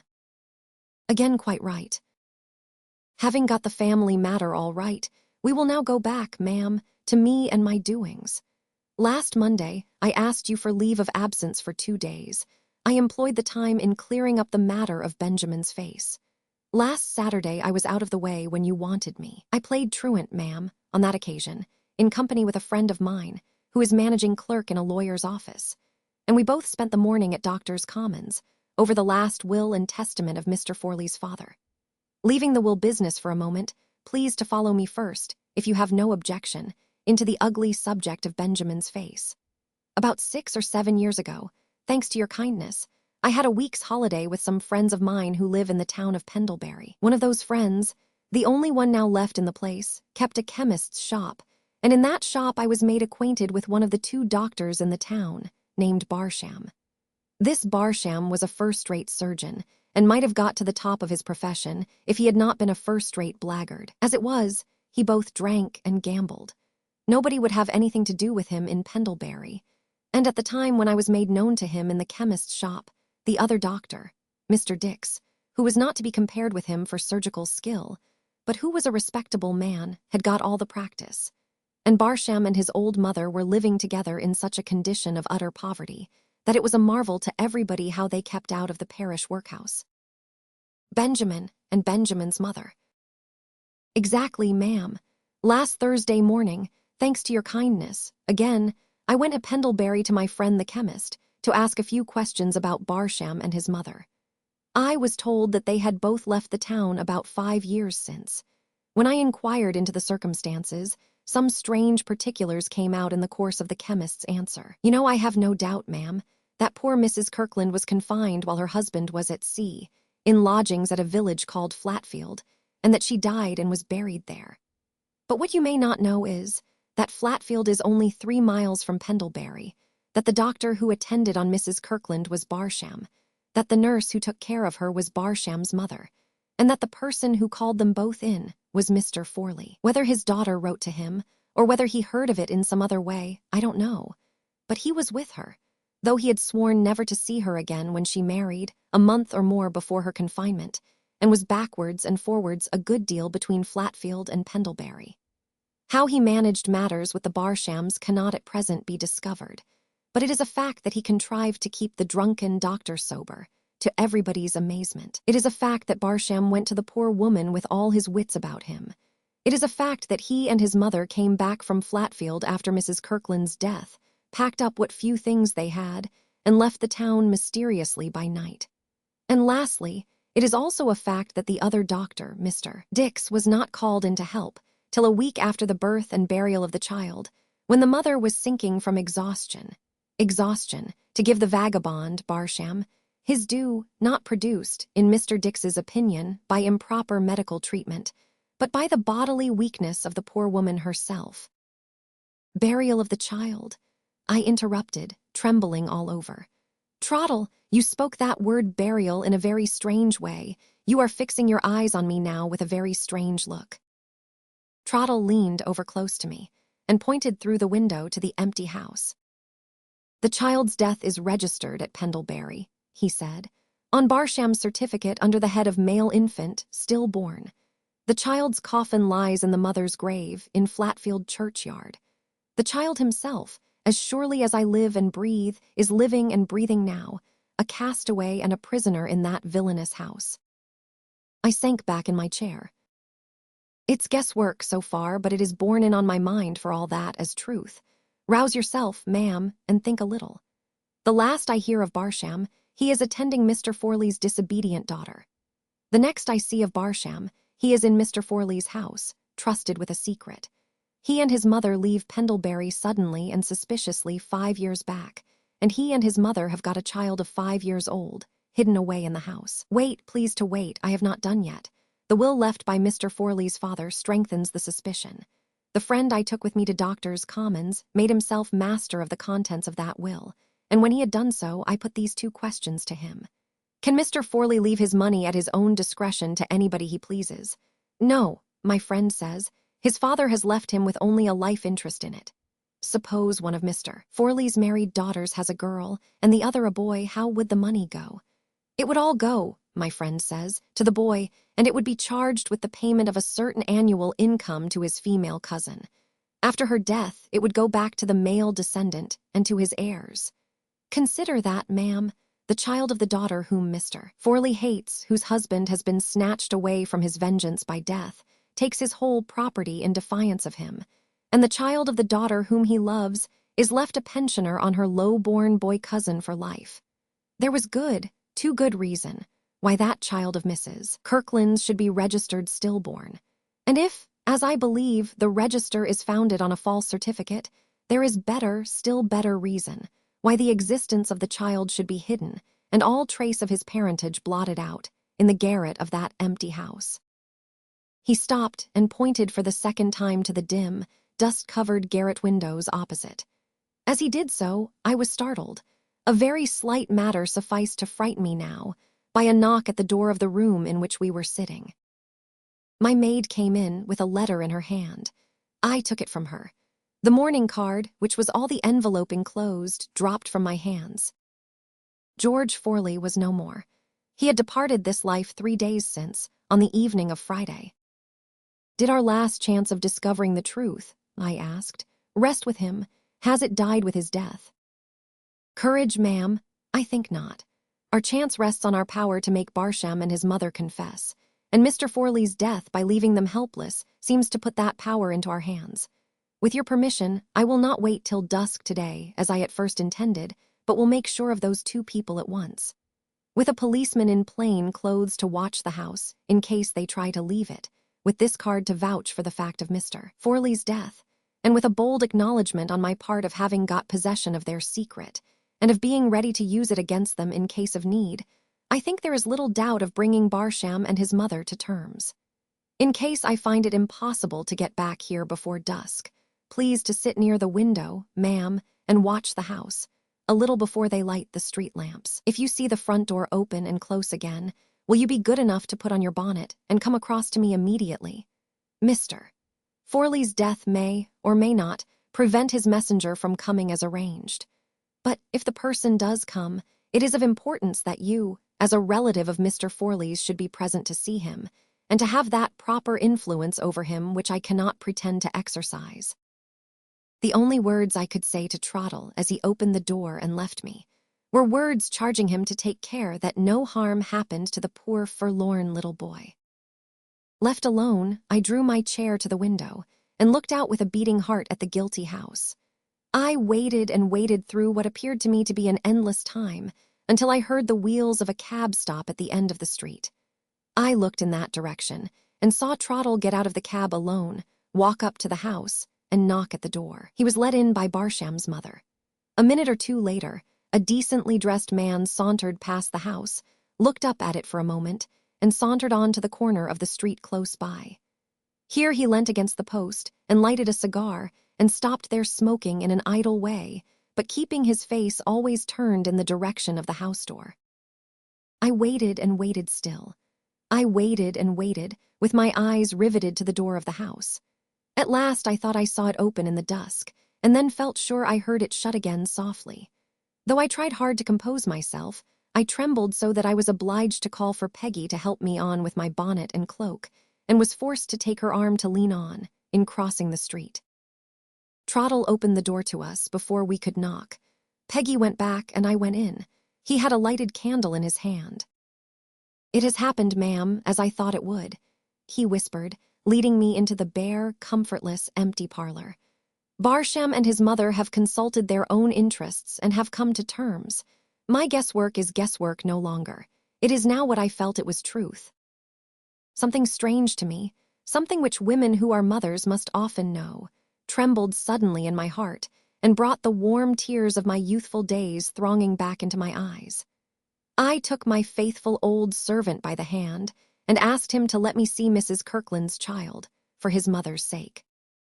"If you desire it, ma'am," said Trottle, with a gentleness of manner that I had never noticed in him before. "But pray don't think me wanting in duty and right feeling if I beg you to try and wait a little. You are agitated already, and a first meeting with the child will not help to make you so calm, as you would wish to be, if Mr. Forley's messenger comes. The little boy is safe upstairs. Pray think first of trying to compose yourself for a meeting with a stranger, and believe me, you shall not leave the house afterwards without the child." I felt that Trottle was right, and sat down as patiently as I could in a chair he had thoughtfully placed ready for me. I was so horrified at the discovery of my own relation's wickedness that when Trottle proposed to make me acquainted with the confession wrung from Barsham and his mother, I begged him to spare me all details, and only to tell me what was necessary about George Forley. All that can be said for Mr. Forley, ma'am, is that he was just scrupulous enough to hide the child's existence and blot out its parentage here, instead of consenting, at the first, to its death, or afterwards, when the boy grew up, to turning him adrift, absolutely helpless in the world. The fraud has been managed, ma'am, with the cunning of Satan himself. Mr. Forley had the hold over the Barshams that they had helped him in his villainy, and that they were dependent on him for the bread they eat. He brought them up to London to keep them securely under his own eye. He put them into this empty house, taking it out of the agent's hands previously, on pretense that he meant to manage the letting of it himself, and by keeping the house empty, made it the surest of all hiding places for the child. Here, Mr. Forley could come, whenever he pleased, to see that the poor lonely child was not absolutely starved, sure that his visits would only appear like looking after his own property. Here the child was to have been trained to believe himself Barsham's child, till he should be old enough to be provided for in some situation, as low and as poor as Mr. Forley's uneasy conscience would let him pick out. He may have thought of atonement on his deathbed, but not before. I am only too certain of it, not before. A low double knock startled us. "The messenger," said Trottle under his breath. He went out instantly to answer the knock, and returned, leading in a respectable-looking elderly man, dressed like Trottle, all in black with a white cravat, but otherwise not at all resembling him. "I am afraid I have made some mistake," said the stranger. Trottle, considerately taking the office of explanation into his own hands, assured the gentleman that there was no mistake, mentioned to him who I was, and asked him if he had not come on business connected with the late Mr. Forley. Looking greatly astonished, the gentleman answered, "Yes." There was an awkward moment of silence after that. The stranger seemed to be not only startled and amazed, but rather distrustful and fearful of committing himself as well. Noticing this, I thought it best to request Trottle to put an end to further embarrassment by stating all particulars truthfully, as he had stated them to me, and I begged the gentleman to listen patiently for the late Mr. Forley's sake. He bowed to me very respectfully, and said he was prepared to listen with the greatest interest. It was evident to me, and I could see to Trottle also, that we were not dealing, to say the least, with a dishonest man. "Before I offer any opinion on what I have heard," he said, earnestly and anxiously, after Trottle had done, "I must be allowed, in justice to myself, to explain my own apparent connection with this very strange and very shocking business. I was the confidential legal adviser of the late Mr. Forley, and I am left his executor. Rather more than a fortnight back, when Mr. Forley was confined to his room by illness, he sent for me and charged me to call and pay a certain sum of money here to a man and woman whom I should find taking charge of the house. He said he had reasons for wishing the affair to be kept a secret. He begged me so to arrange my engagements that I could call at this place either on Monday last or today, at dusk. And he mentioned that he would write to warn the people of my coming, without mentioning my name. Dalcott is my name, as he did not wish to expose me to any future importunities on the part of the man and woman. I need hardly tell you that this commission struck me as being a strange one, but in my position with Mr. Forley, I had no resource but to accept it without asking questions, or to break off my long and friendly connection with my client. I chose the first alternative. Business prevented me from doing my errand on Monday last, and if I am here today, notwithstanding Mr. Forley's unexpected death, it is emphatically because I understood nothing of the matter on knocking at this door, and therefore felt myself bound as executor to clear it up. That, on my word of honor, is the whole truth, so far as I am personally concerned. I feel quite sure of it, sir, I answered. You mentioned Mr. Forley's death just now as unexpected. May I inquire if you were present, and if he has left any last instructions? 3 hours before Mr. Forley's death, said Mr. Dalcott. His medical attendant left him apparently in a fair way of recovery. The change for the worse took place so suddenly, and was accompanied by such severe suffering, to prevent him from communicating his last wishes to anyone. When I reached his house, he was insensible. I have since examined his papers. Not one of them refers to the present time or to the serious matter which now occupies us.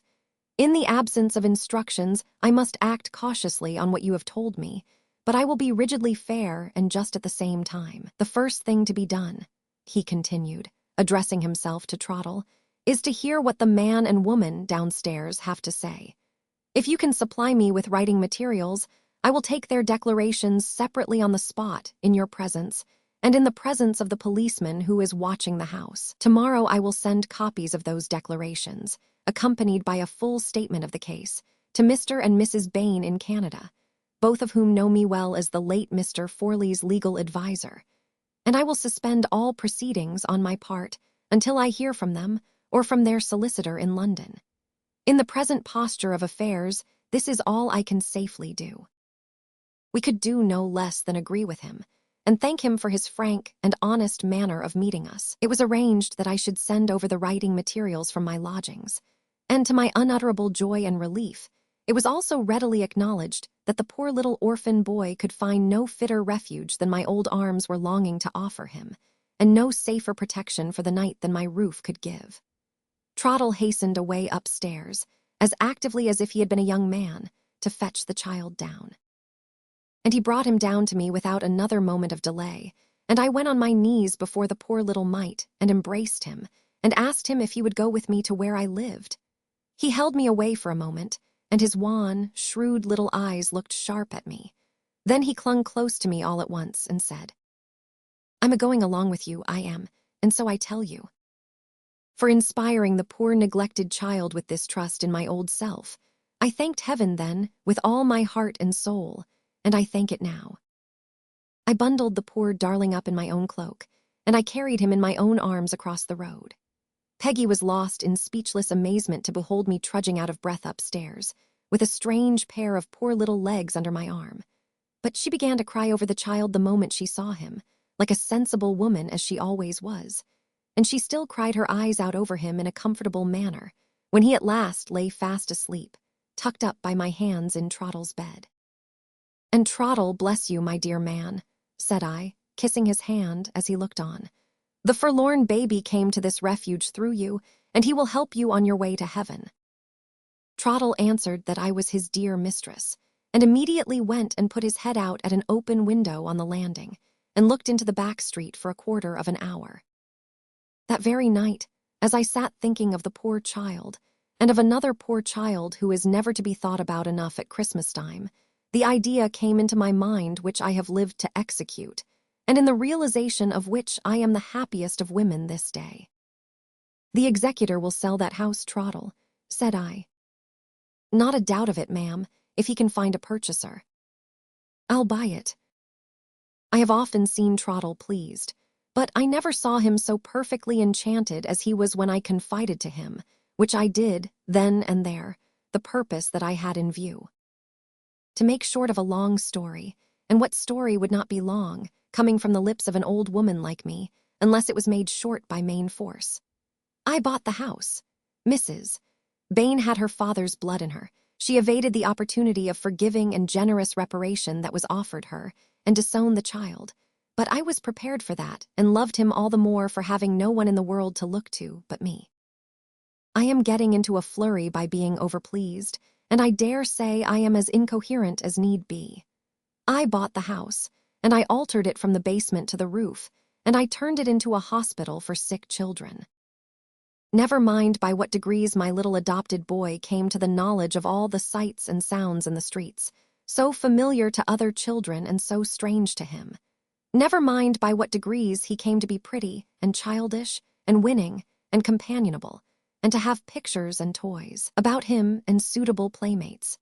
As I write, I look across the road to my hospital, and there is the darling, who has gone over to play, nodding at me out of one of the once lonely windows, with his dear chubby face backed up by Trottle's waistcoat as he lifts my pet for Grandma to see.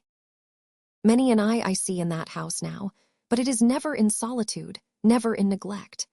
Many an eye I see in that house now, that is more and more radiant every day with the light of returning health. As my precious darling has changed beyond description for the brighter and the better, so do the not less precious darlings of poor women change in that house every day in the year. For which I humbly thank that gracious being whom the restorer of the widow's son and of the ruler's daughter instructed all mankind to call their father.